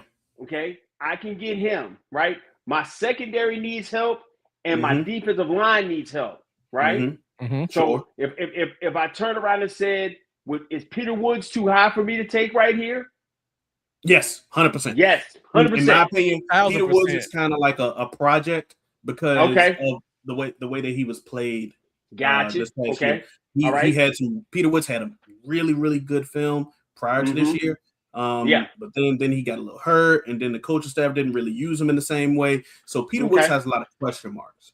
I think that Peter Woods is a stealing guy with lower floor. Yeah, you got more question marks about Peter Woods than I do, because I think Peter Woods is phenomenal, and I think you plug in and play him, and I think he helps anywhere he goes. Not at 9. But not at 9. Yeah, but just not at 9. So and I could go take the top corner because both of them are there. Yep. You know, the top corner is sitting there. Yeah. But you know what? I think with me having Smith Fano sitting right there, I take Spencer Fano right there at the 9th pick in the draft, plug him at right tackle, and I go ahead and solidify thing and go forward. I take Spencer Fano. Hey, Chris, you want to know what else protect your quarterback? Running game. Oh no, a great running game. That ball to Jeremiah Love. Hey, listen, hold on. Let him run for 120 yards per week. I could take Jeremiah Love right there, right? But if by chance you can't keep Patrick on the sideline as long as Dr. Lester would have him on the sideline, give me Spencer Fano right there, and then I can go in the second and third round, and I can go get, Fat Man. I always call him Fat Man out of Penn State. I can go get the Washington kid out of Arkansas. So I can go get another running back to pair with Walker. But if I get my right tackle, I help solidify my offensive line. When Patrick Mahomes has an above average offensive line, he is the scariest thing on the planet. Yeah. And I've got to be able to help him in that area. Yeah. Yeah. They have one of the best interior offensive lines in the league to me. Right. Humphrey. Without question. Trey Smith. Yeah. Kingsley Suamaitea. Yeah, I liked him a lot coming out. They slid him inside this year, right? He was a tackle last year, right? Yeah, right. I don't know what he is, but like you said, I like him a lot. I think he's athletic guard. They slid him inside because Josh Simmons fell to him. Yeah. Gotcha. So that's why I would take him. I would take him right there and go forward. Yeah. So you got a fan out of Jeff. So when I talk to people about this, I've been making this same pick all off season. For me, it's been tackle, tight end, or running back. Right. I think it's going to be offense because you got to protect Mahomes, like we said. Yep. So I'm not upset with Fano. Like you said, need a right tackle. Pat Mahomes has gotten killed in the Super Bowl. Yes. Running for his life all last year. Yeah. Let's tie up those bookends. The interior is good. Let's roll. Let's let them guys get jailed this year, and then after Thanksgiving or later, you bring Patrick Mahomes when he needs a little bit more. Yeah. If you look like you got a chance to make the playoffs, okay, I might think about bringing him back. Right. But if I'm not in a position to make the playoffs and it don't look like that, then I'm gonna let him sit, man. I'll let him sit. Sure. See, I'm just thinking about the big picture for your football team. A whole year, him biting at the bit to get back, and you getting these other pieces together. Your wide receivers get better. Doesn't stop you from the second round or maybe second or third round going to get a younger, more athletic tight end, and then next, and addressing that defensive line as well. Yeah, because you've got to get better there. With Kalaflis being there, he hasn't been that. He's been okay, but he hasn't lived up to expectations. Yeah. He's hit or miss. I got to go be able to get another guy, and I might be able, come back later, maybe draft with Right.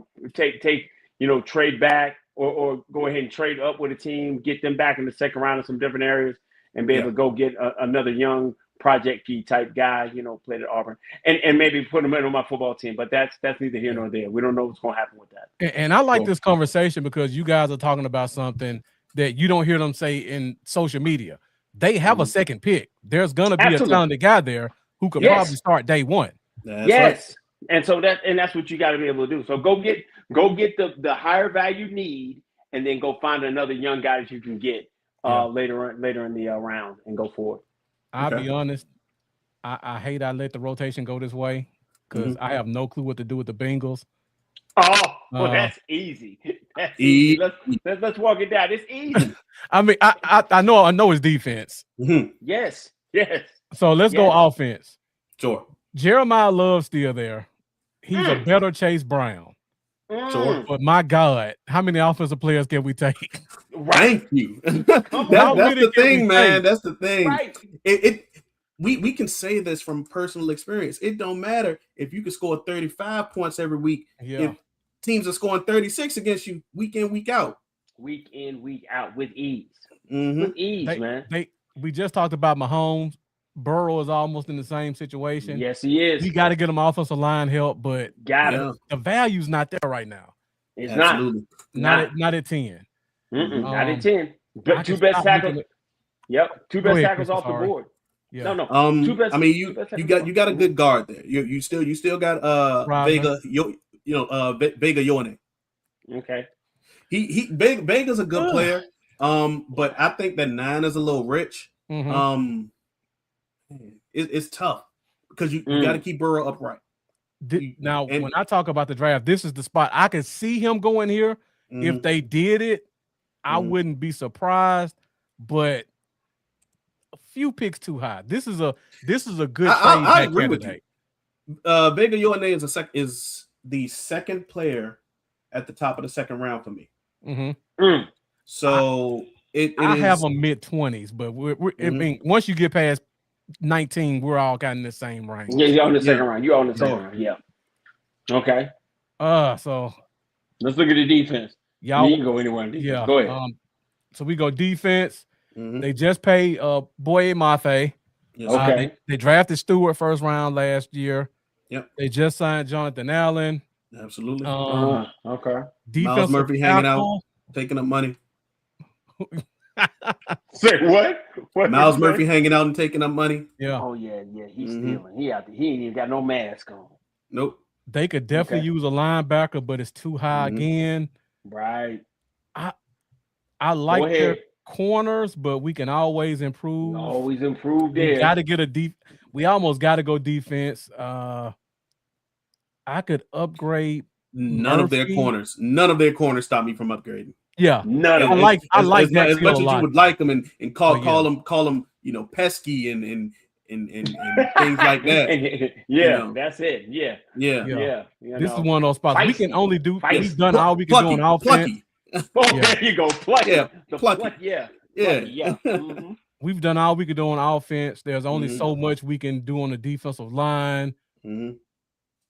There's not a linebacker right here that I would take this early. If there was one available, this is where I would take them, but it's too early. So I gotta go corner. Yep. Who you going with? Yeah, now this is the question. Who do you like more? Who do you trust more to start today? Oh, things like that. Oh, I'm so glad you got this. I gotta go with the healthy guy. I mean, it's the Bengals. We gotta guarantee we got guys on the field, so I gotta take Delane from LSU. Okay, Master Delane. Okay, man. Okay, all right. Top 10 pick. Yeah. Yes, sir. Oh, what a difference a year makes. Outstanding. Absolutely. Be nice. Be nice, man. I'm being honest. Oh, what a difference. Yeah. So it's me on the clock. We're at pick 11. Love is still on the board. What? Yeah. That's why I love these exercises. You don't even think about it until you get to that point. Hey, go ahead. Yeah. Is it? It's on. It's on me. It's on you, B. Yeah. So the Dolphins, headlined by 2024 touchdown leader Jalen Tolbert in their Yes, receiver. sir. Right. Yes, sir. The Um, guru, the guy. The Dolphins are a team that is clearly tanking. And as a result, you could just take the best player and kind of like rock with it. So A-Chain, Devon A-Chain, good player, good player.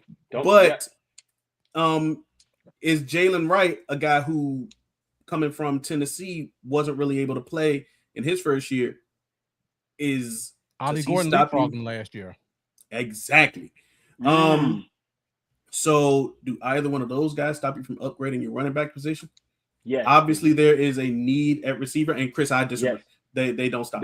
But the glare, the more go with the value, the more glaring need is at wide receiver. Sure, but okay. So here's the thing: Jordan Tyson, in my opinion, is a better player than Mekhi Lemon. But Jordan Tyson got hurt. Okay. So I wouldn't draft him with pick 11. So that kind of drops receiver down a little bit for me, because you kind of got to dive a little bit more. Mekhi Lemon is the first player at the top of the second round for me. Ooh. So now here's the thing. Here's the thing though, Bluff. Wait a minute. Go ahead, B. I only have 13 first round graded players. When you start to get to the top of the second round, you got to debate, okay, am I really going to pass up on the third player on my board for the 14th? And I'm not quite like, that's tough, right? Because you can draft anyone. They could mess around and take Dylan Thieneman and be okay with it, because they have needs everywhere. Yeah, they can literally close their eyes and pick at this point. Yeah, they can. They can throw a dart. Yeah, it's gonna help. So, with can you scroll up to who their quarterback is, please? Who is it? It's Malik Willis. They pay Malik Willis, I want to say like $20 million a year for like 3 years or something like that, right? Yeah, 1 year, but yeah. Okay, got it. Maybe 2. Okay, cool. Because there are needs everywhere.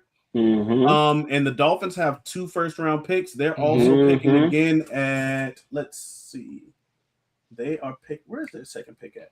Pick number 30. I think I go with the running back. I pick the best player on the board. I take Jeremiah Love, running back Notre Dame, and pair him with Devon A-Chain.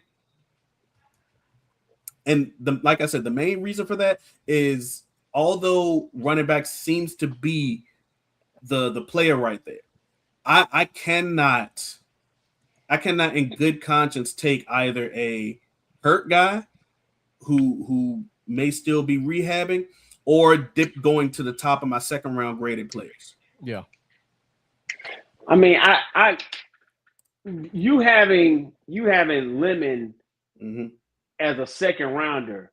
You got to remember, he's coming in and being your wide receiver 1. Okay. And he is wide receiver 1 material. You don't have a number 1 wide receiver there. So my problem is, you already traded Waddle away. Yeah. You don't have a number 1. And I've already got an adequate running back with A-Chain. I'm going to go ahead and deal with that. Or I look on my defensive side of the board, whereas I don't have anything over there. And because and because I'm tanking, and I've got room to grow and develop, right? Why didn't you give him your number 1 guy and put him with the Dolphins? We're too early. Oh, by the way, Chris, if you look at the board, my number 1 edge rusher is your number 1 edge rusher. Oh, I mean, I understand. Yeah, but at this point at the 11th pick of the draft, I have a team that's tanking that I'm having room to grow and develop. I can't in good conscience. Now, for the listeners, Chris is talking about Keldrick Falk, edge rusher, Auburn. Sky high, I could go outside and look up, and I still won't see Keldrick Falk. I mean, he's to the moon. He's to the moon. No. Right. I got to look past the moon, Chris. Got to look past the moon. Okay. All right. Great. See, limitless ceiling. Okay. So it's a little bit too high, though, Chris. Like I can't in good conscience pass up guys like I would even consider King Messidor right there, if we're being honest. Okay. I would consider Messidor. Now that's oof. Okay. All right. All right. But I went with the best player on that. It wouldn't just be my board. Jeremiah Love will be the best player on their board too. At 11, yeah, he'd be the best. He'd be the Yeah, best offensive player on that. Absolutely. That's a Yeah, blinking without light. question. Yeah. Yeah, that's a blinking light. It's flashing. It's red. It's blowing up. You could pass by him. You could go get Falk because you're thinking about what you're gonna do with A-Chain. Because now, if you have A-Chain, you're definitely trying to trade him right now. You're looking around and try to figure out if you can find a partner right now to trade him. Sure. And go from there and then get more picks. You also got to remember the Dolphins have 7 picks in the top 100. 4 third-round picks. Right. But now that I just took the best running back off the board, I'm trying to get more picks because I'm trading A-Chain immediately. Yeah, sure. Immediately. Sure. Yeah. All right. So we're at the 12th pick. Dallas Cowboys, close to the end of the show. Put the chart up here. This pick we're all gonna make it. So I believe it'll be on you, Chris, so you can give us your thoughts first. We can talk about the team, talk about weaknesses, stuff like that, and then we'll make our picks. Gotcha. Well, I'm if I'm at this point right now, my top 5 guys are off the board. Before we do that, yeah, I want to show the board to show who's been picked so far. Gotcha. So this is who's been taken off the board so far. So we got 1, 2, 3, 4 offensive guys off the board. Yes. 5 offensive guys. 1, 2, 3, 4, 5 offensive guys off the board off 11. Didn't get wiped as much as people expected. Absolutely. All the guys that people are in love with are still gone. Yep. So, yeah, Cowboys at pick 12. Let's go back to the chart, see what we're looking at, and just let me know what you guys think in terms of what we're missing and what's available. Well, since like I was saying, my top 5 guys are off the board. My top 5 guys were Sonny Styles, Arvell Reese, Jeremiah Love. Jeremiah Love was my pick. I was hoping B knew that, and that's why he took him at 11. That's why he did it. Did I? He knew. Did I do that? Did. Oh, you did. You know what I'm saying? But he's off the board. And you take Ruben Bain is off the board, and and Caleb Downs is off the board. So my top 5 I'm wiped out. So now I've got to go with the unknown. And what I'm saying is the unknown is I don't know what my defensive coordinator, Christian Parker, is going to run. He's a Vic Fangio disciple, but what I do know is he is a secondary guru, right? We've seen him in past stops. He's going to get the best. He's going to get the best pieces in secondary.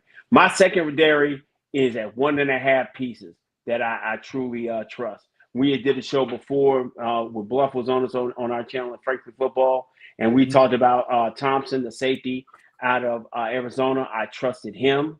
Sure. I trusted Kobe Durant as a slot guy. Yeah. I got a cornerback with 2 bad feet that I don't trust anymore, but I'm praying to God that he's healed so I can trade him in the offseason. I want to get rid of him. I got a rookie that I should not have played at all last year, but he's going to come back and be better. So if I'm sitting here right now defensively, because I can't make my biggest strength on my offense, going back to Randy Dakota Prescott, I'm pretty good over here. And the one piece that I would go get to help him is already off the board. So I'm going to take the best cornerback on the board because I think right here it's too high because I do have a second pick that I can go get my linebacker and my quick winning or fast winning defensive end later on in the draft. And I'm just going to go and take the best cornerback on the board, which to me is Jimani McCoy, defensive back out of Tennessee. That's my guy. I take him, I plug and play him. I have him and Ravel on both sides. I've got Durant in the slot. Then I can bring back Bland later on in the season. I've got Hooker back there as a steady piece. Thompson as my safety. And then I'm hoping I can trade back, maybe get into the second round, maybe catch that amazing safety that was coached by Torian Gray down in South Carolina, Mr. Kilgore. If he's still sitting around the second round, I can go get him. But as of right now, I'm taking Jamani McCoy. Okay. So they're gonna be calling our secondary the bad leg bunch at some point because everybody's got to know about the injuries. Hey man, you know what? The thing with medical science now, especially, you're gonna get the Siobhan Ravel that you were expecting to get. You're gonna get the Siobhan Ravel that you saw at ECU. Mm-hmm. Big, physical, dominating, come down, tackler. You're gonna get him. The reason I have no problem with McCoy will be 18. He's gonna be 18 months removed from that injury. He hurt maybe himself beyond that. Yeah, even further than that. But when he shows up in Dallas in April, at the end of the draft on that Saturday, he's gonna be fit. He's gonna be a good 15 months away. Then he's gonna go to minicamp, and then they're gonna be able to go ahead and work. So by the time he gets to the season, he's 2 years. He's almost 2 years removed from that injury. He'll be back to being who he is, and I think he helps you by leaps and bounds in that area. I think with having Durant there, you get the chance to let Bland get his feet, his footses together, so he can come back and be a contributor and look good. So somebody can give me like a 4th rounder for him and take that contract along with him, and I'm good to go, man. I'm good to go. Yeah.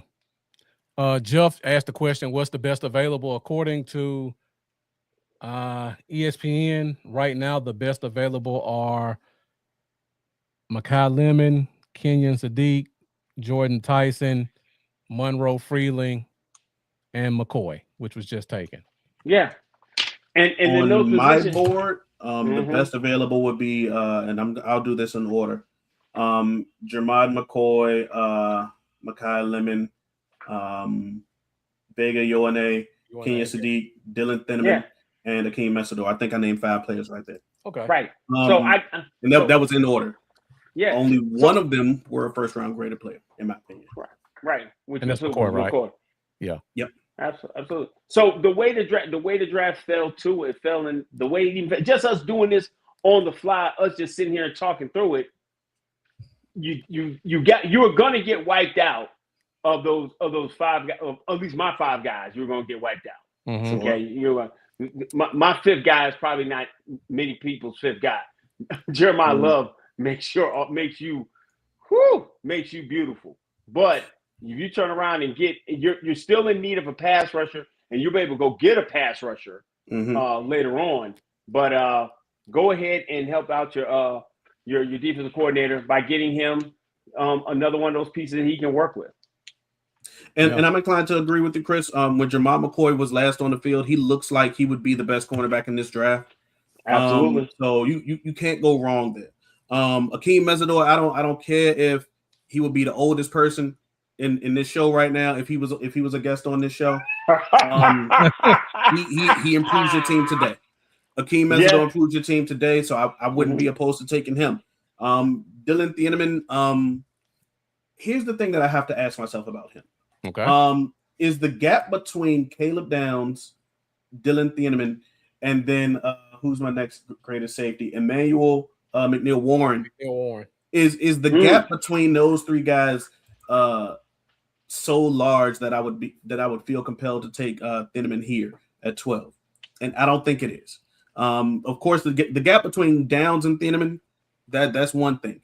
But the gap between Thieneman and McNeil Warren is drastically smaller, in my opinion.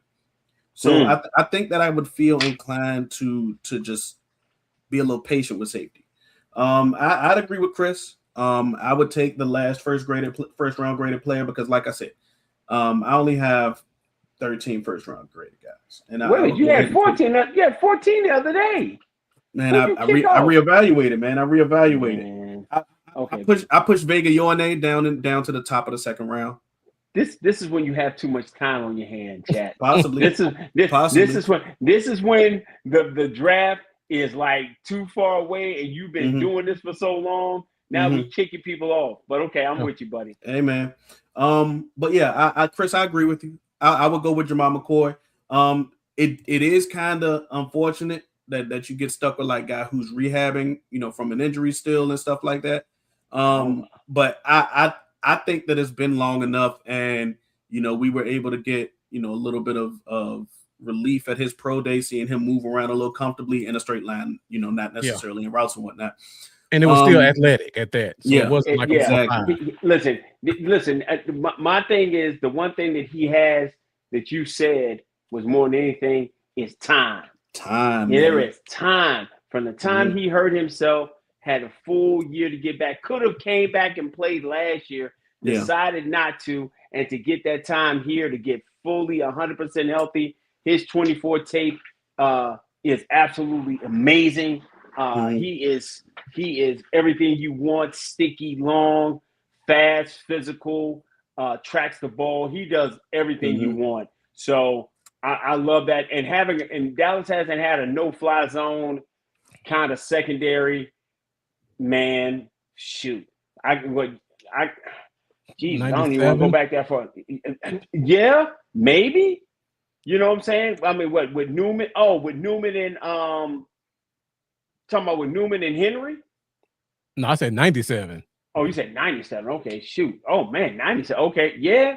Dang, you going Deion and Kevin Smith? Yep. Jesus Christ. Oh, wow. Okay, yeah. Now that's a long time. Yeah. So that's what I'm saying. You get two long physical corners. You get a really good strong dude in the slot with Durant. Thompson is coming into himself, and it doesn't stop you from finding another safety later on, a young safety you can develop and get him there to be able to take the place of Hooker. And I just like it. I'm still searching with that 20th pick, or maybe if I can trade back to get that defensive end who can win fast on the end. But I'm going with him at 12. So can I ask both of y'all this question? Yeah, go ahead. Absolutely. So with the way that the draft fell, with the names of guys, that we have all mentioned that are still there. Go ahead. Y'all picking up the phone, or if the phone ring, are y'all answering it? Absolutely. If the draft fell this way, and there were 5 offensive players taken, still some very good defensive names left on the board. Would you move back, and how far would you consider moving back from 12? You say, so you move. Oh, so you're not talking about trading up. You said moving back. Yes. If the draft fell this way, picks 1 through 11. Would I trade back? Yes. Not from 12, but I would trade back from 20. I want to go get a first. I want to get a first round graded player, not just a first round player because I drafted in there. I want a guy who has a value of first round, fills a need that I have, a flashing light that I have, because I don't have a secondary. Like I said, I got 1.5 guys back there. Absolutely. So I go get a flashing light taken care of, and there are still 4 defensive ends that I can get at 20, if not as late as 24, that I wouldn't have any problem with taking them and going from there. Sure. Yeah. I think that I would go back as far as 17. I was about to say about the same. Where does Miami pick? 18? Miami picks at 30. Oh, 30. Who has the Jets have a pick in the teams, right? Somebody has 2 picks. The Jets have picked 16. Okay. And if things kind of fell this way, then the Jets will be looking for that receiver. The Jets will be looking for that receiver and possibly trying to jump over the Rams, who currently have their issues with Puka Nacua. You never know how that's going to go. Now, Puka probably going to get paid, but hey, he keeps saying the wrong stuff. Yeah. That's going to be a little crazy. So that could be in conversation for them. I think that Mekhi Lemon will be great for the Rams, by the way. He really does fit what McVay wants to do with the wide receiver. Okay. Then Baltimore, they've been looking for a top flight receiver for Lamar forever. And then so the Jets could possibly want to leapfrog both of those guys, who pick at pick 13 and 14 immediately behind Dallas. I would go back as far as 17 personally. 17. Yeah, so go to 17, and then what are you gonna pick up from 17? You gonna pick up what 30? You gonna pick up something? if the Jets have pick 16, Mm-hmm. I would want obviously pick 16, and then let's see what they got. 44, I believe. They got 32 and 44, if I'm not I mistaken. want 32. I want 16 and 32. I don't think they would do that for 4 spots, but Yeah, you could I get don't. 44 for sure. Yeah, you would get 44 for sure. That would be Mhm. your pick back from Quinnen Williams. Okay. Now because of need, you might be able to flex your muscles a You little bit and be like, yeah, hey, maybe flex on them, right? we could just take Jermar McCoy right here and then let the Rams and the Ravens pick the guy that you want. Yeah, that's You might be able to let you him can hang a strong little arm bit, them. Yeah, show a you can. little cojones. But I Yeah. think that the least that you can get is pick number 44. Get your Quinnen Williams pick back. Yeah. Yep. And that's But where I'm at too. Yeah. Mhm. But what B said right there is true, because they need a wide receiver, and those Absolutely. guys are going to go off the board right there in front of them. So you can kind of you can't stick them up. I'd stick them up for 32. So, just to backtrack, at 12, are we all agreed it's McCoy if this happens? Yes. Okay. Yes, sir. Making Yes, sure. sir. Yeah, we go with 12. All right. So we Yeah. just talked about moving back. Great question, Chris. Moving up, that's kind of been the topic of discussion around draft boards. Everybody's saying we're trying to get the number 6, number 5. 2 questions. Do you think we move up? And if so, where's the stopping point? How far do you think we're moving? I think one, if they move up, I am not a proponent of moving up. I have entirely too many holes on my football team for me to move up, and I'm going to miss out on too many dynamic players. That second pick kind of and man, that second pick is like the cherry inside of a great smoked old fashioned, man. Yeah. It just makes it beautiful, man. It christens the whole drink, man. And so I'm not willing to. I've only got 8 picks. I'm trying to get between 9 to 11 if at all possible. So I'm not in the group that wants to move up. But if I do move up, I'm probably gonna go to 6. The way we looked at it, and we were just being logical, taking all of our feeling out of it. The guys that are gonna fall in that range, the Downses, the Baines, even Bailey, if I even did Bailey, are going to be right in that wheelhouse right there. And if I'm going to go and help my defense, because I need to go get a defensive player that can erase some things that are happening on my defense, I need to be between 6 and pick between those 3 players, in my opinion. When I look at the way we have the board up here in terms of the draft order, I think we got 1 through 8 pretty accurate. I would question who goes where, but I think the top 8, the way we have it, is pretty accurate about in terms of the players, but maybe not where. So I think if you can get up to 8, you have a chance to get Bailey, Bain, Styles, or Downs. I think one of those 4 will be there at 8. You think Styles can fall as far as 8? Absolutely. Okay. And I only say that because not every team values. Not every team is going to see him like a inside outside guy. Gotcha. And some of these teams are going to value the tackle more. They talk about Bain, but some teams may see Bain as the best pass rusher in the draft, and they may take him over Styles. So I personally feel like he could go 3, but he could just as easily get swapped with Bailey at 8. Gotcha. Sure. I got you. Yeah. Sure. Yeah. I can see that happening. So I think 8's kind of the sweet spot.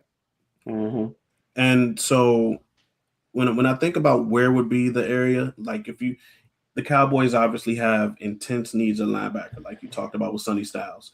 That defensive back room, is poop from a butt. You know what I'm saying? So, if Caleb Downs falls to pick 5, they might be blowing the Giants' phone up because he can go at either 6 or 7, honestly. So yeah, 8 would probably be the very lowest that you can go down to, but I think that you can go as high as 5 if the Giants are receptive. I mean, but my thing is that as much as you have to, the problem is I don't want to give up. I don't want to give up because anybody doesn't have another first round pick. I don't really want to deal with that.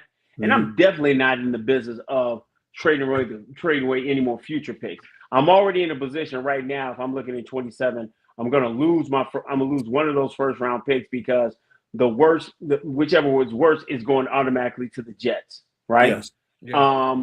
I lose do I have a second in 27 or no? I'm not quite sure. No, yeah, you lost it with the Quentin Williams. So I don't have I've got one first. I don't have a second, and I need to be able to keep some of my picks so I can continue to build this thing, man. So that's why I'm not so much into the point of, oh yes, I could go get Caleb Downs because he can do this. Oh yes, I could go get Sonny Styles and be able to go do this. But I can also, because when you were talking about the strength of the draft, this draft gets stronger the longer it goes. Yes. You're gonna run into these linebackers that you got some guys that we've talked about, because we talk about you got Galladay, you got Hill, you got Rodriguez, if that's your Rodriguez. Yeah, Rodriguez. You got the defensive tackles that they're gonna, you got the Banks, even though he's got a bad foot. You got the Lawrences, you got the Youngs, you got Falk, you got our Mason Thomas. You got a lot more going in the second and third round that you could turn around and they can plug in and they can contribute, that can help your team along the way. Our Cowboy team along the way, because even though everybody's want to say, well, you want to go get this more explosive player early, you're not one player away. You're really seven players away. That gap between like pick 15 and then going all the way as far back as pick I'll say pick 60. Yeah, it's a lot to work with. It's a lot to work with. And so for me to move up, man, I just negate me building this thing out. And even though say this is a win now window, every year is a win now window. Sure. But if you're able to get this defense from 52nd in the league to 22nd with Rain having another year, and you can go and healthy, and you're going to get Pickens back with a chip on his shoulder, and you can maybe later in the third or fourth round go get a running back, because there's going to be a productive running back there you can go pick up. You're going to definitely be able to push this offense to the next step. Yeah. So 2 more questions. Is 1 hour 48. So I'm gonna let you guys get out of here. We talked about what team will possibly trade up with us. Kind of said maybe the Jets for their receiver.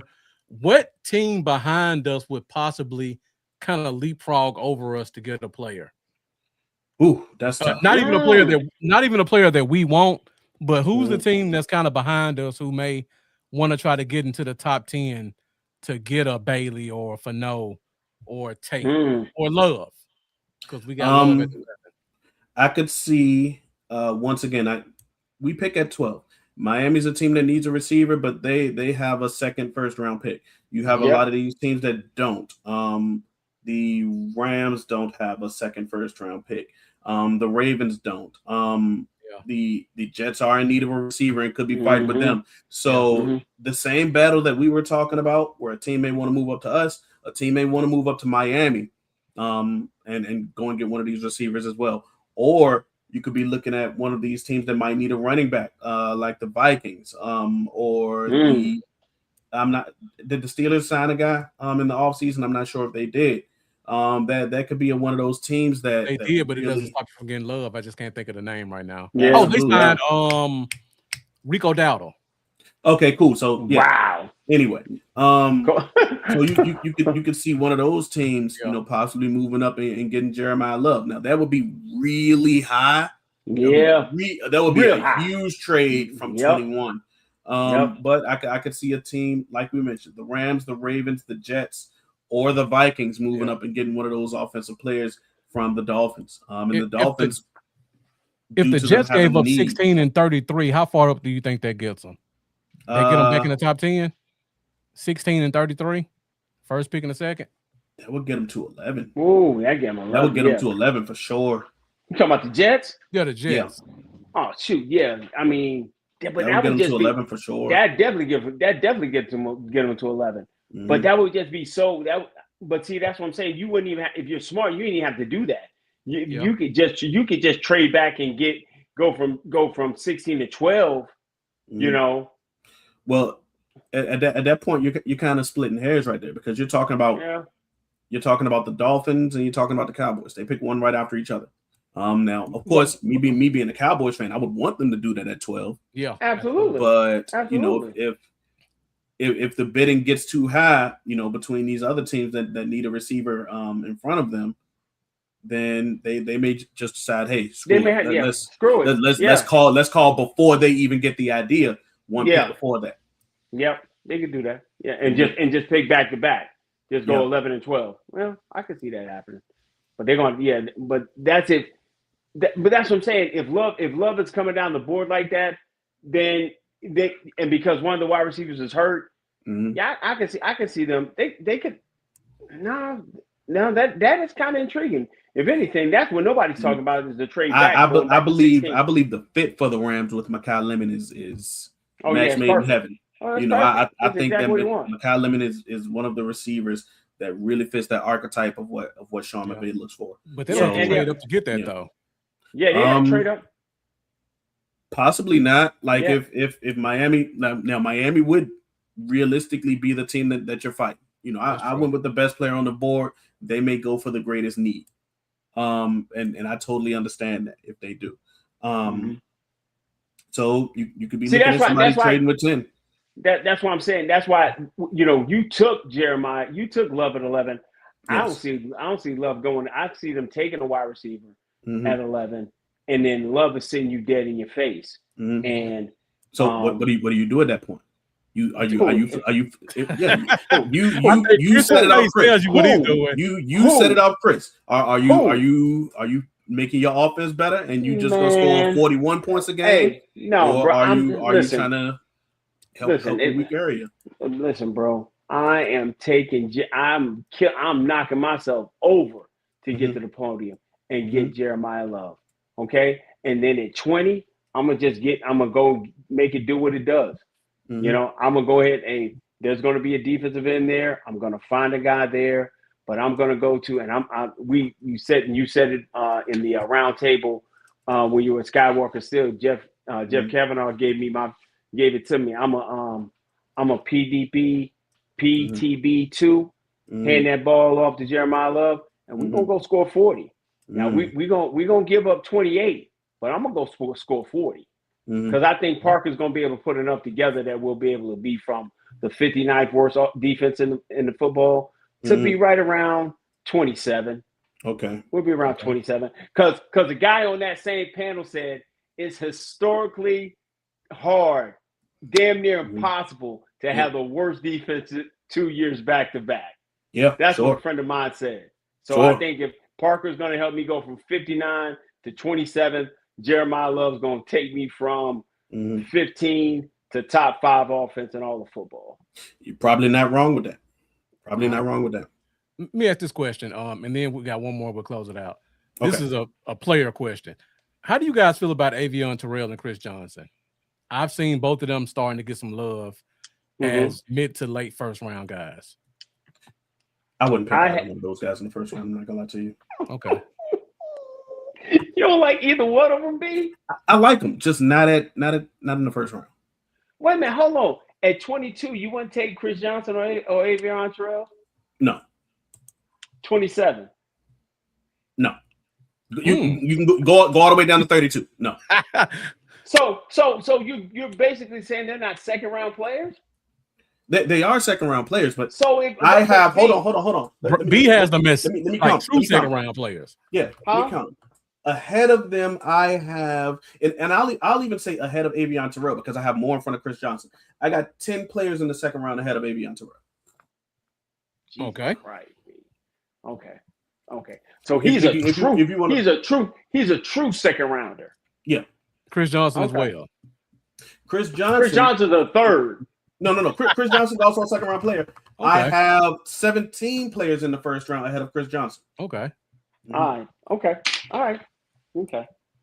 I agree with Chris Johnson. I like Terrell more than you. Yeah. In the area, I'm a Clemson fan, so I'm biased. Picking Avion Terrell, I would look at Colton Hood.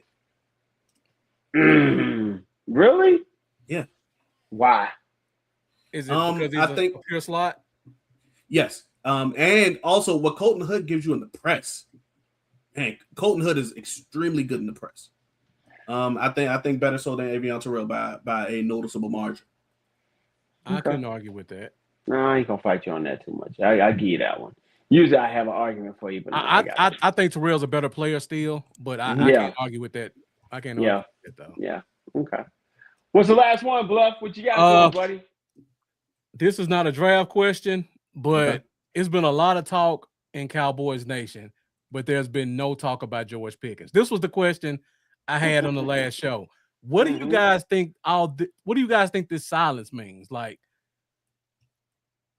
is nobody interested in him? I'll put it to you this way. Okay. I think what his number and his value is it's already been determined. It's not 28 million, but it's not 37 where B wants to give it to him. Okay. Up to. But because the Cowboys have maneuvered this thing to the point of making his agent go out and find a deal, and it's not to the number that his agent likes. Yeah.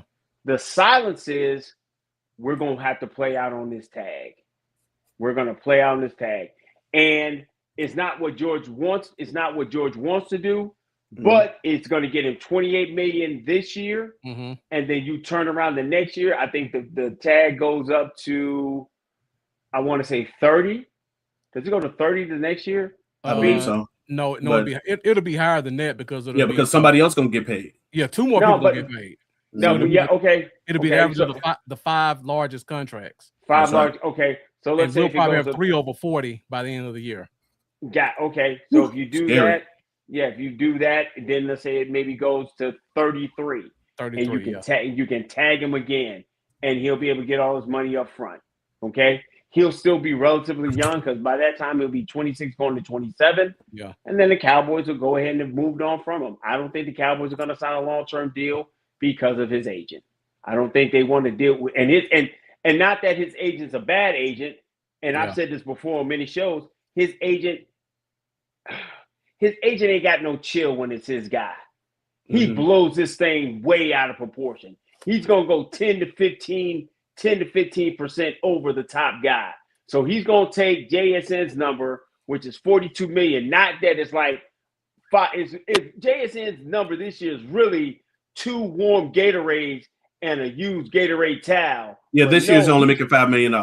There you go. But he's going to push it to the point where the 42 million is go over 10 to 15% and say, my guy is that good, pay him that much. And Jerry and Steven are like, no, we're not going to do it. So the silence is that we're going to have 2 more years of great play from George Pickens, and then he's going to go play somewhere else. Yeah. That's my belief. I think that a lot of times the Cowboys try to use selective silence. Like, do you remember during the owners meeting where Stephen Jones talked about, we're not going to really talk about Pickens right now and stuff like that.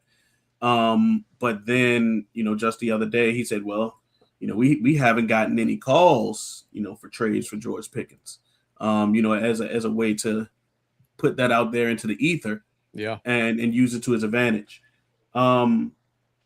I think that while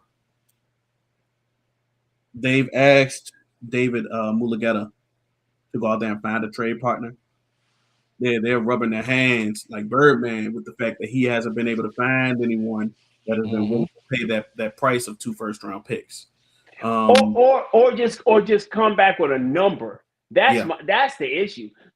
All they want is him to go find a deal. Go find a deal, and nobody's paying over that number. And the Cowboys are saying 28 million is the floor.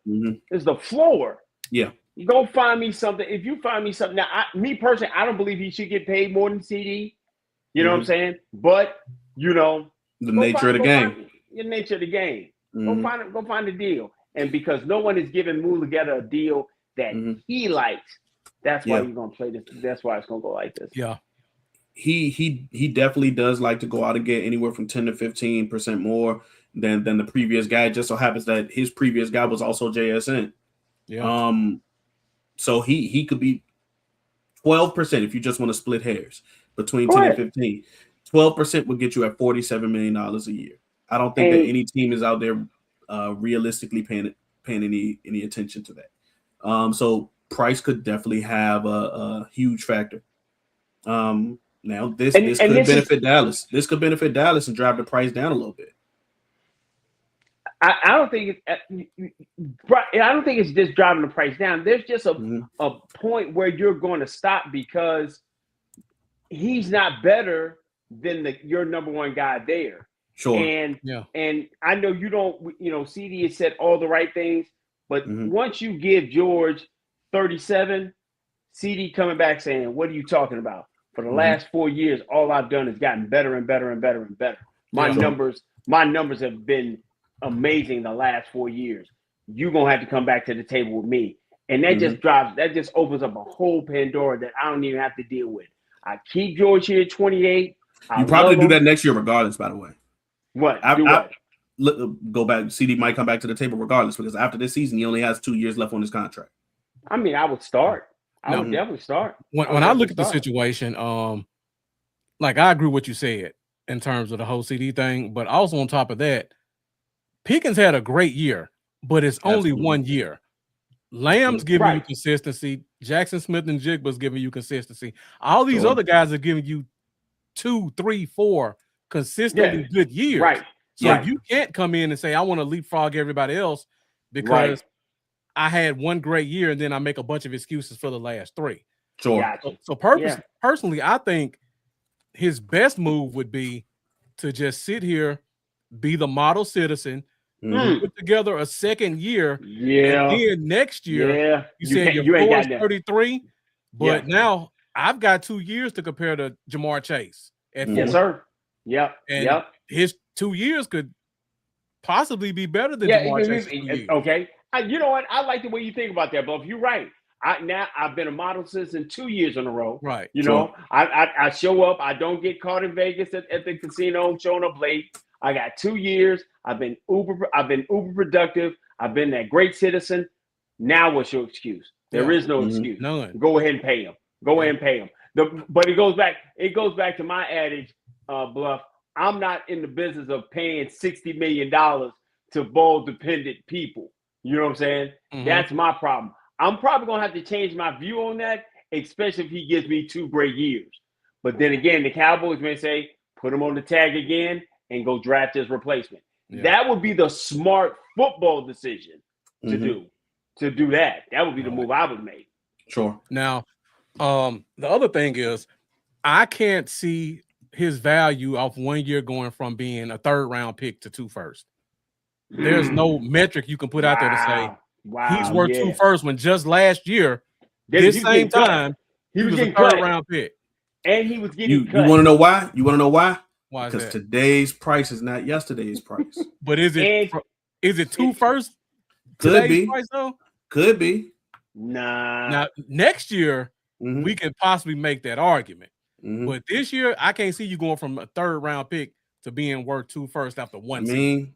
You talking about if I was Pickens' agent, I would be like you talking about the old days. And Chris, what am I gonna say next? The thing about the old days, about those old days, is they the old days. But see, B always trying. Hey man, B loves that because it rings true. Right? But I'm like Slim Charles. I'm putting the gun to your head and blowing your head out because I'm doing that for Proposition Joe. You're wrong because you can't do that, and you got to be able to keep the co-op together. And the co-op right now is overpriced. It's overpriced right now, man. Sure. So I gotta go find another guy to help me with the co-op. So Jeff asked the question, then we'll get out of here. Would you take 32 million if you were Pickens? If it was me, no. Absolutely.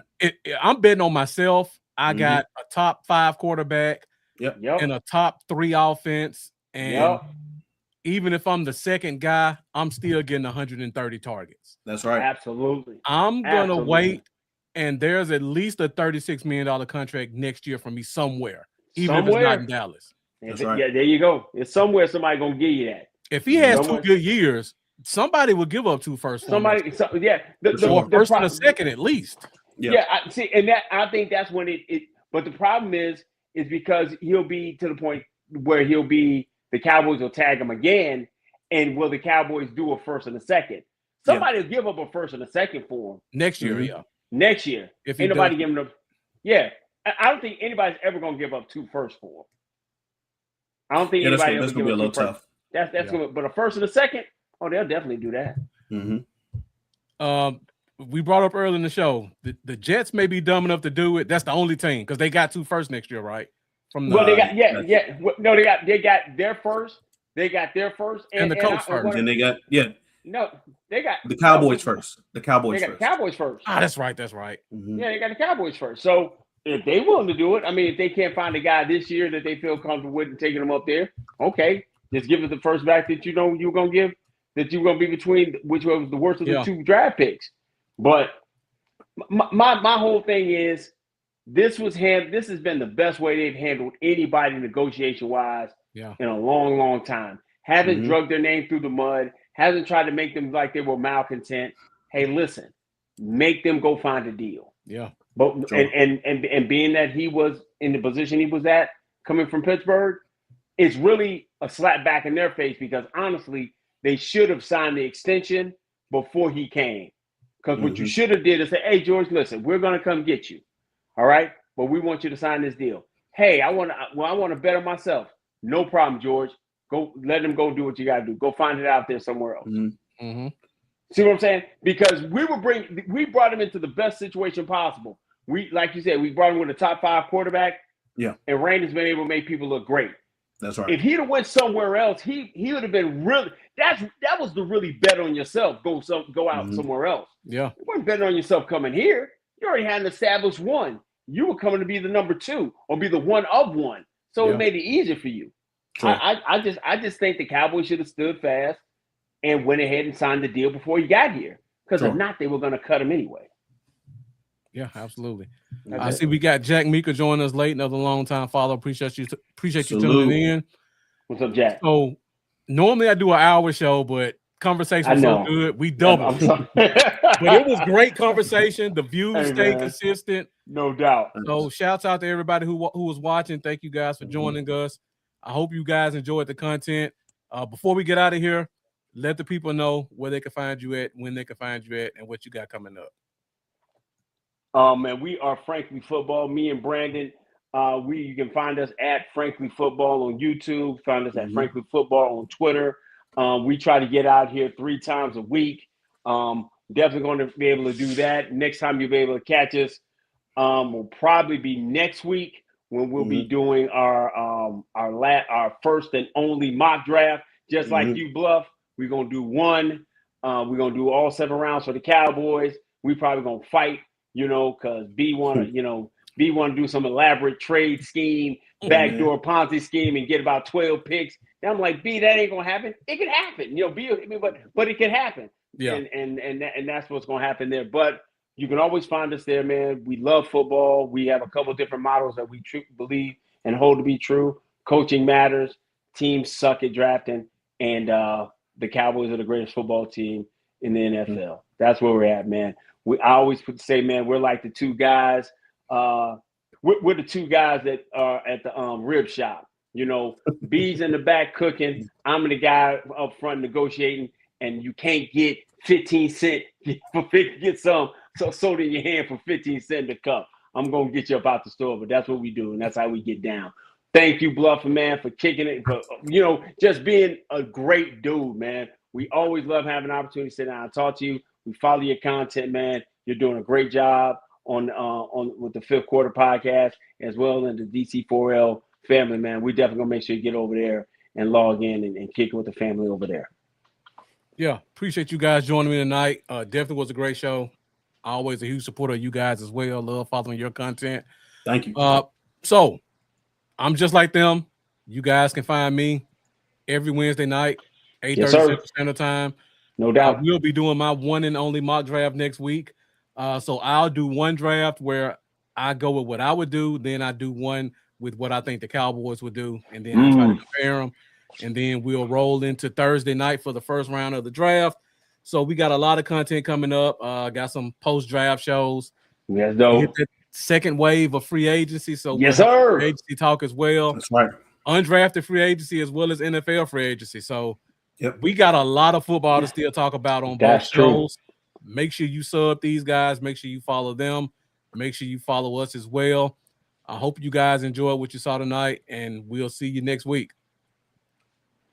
Peace. Peace.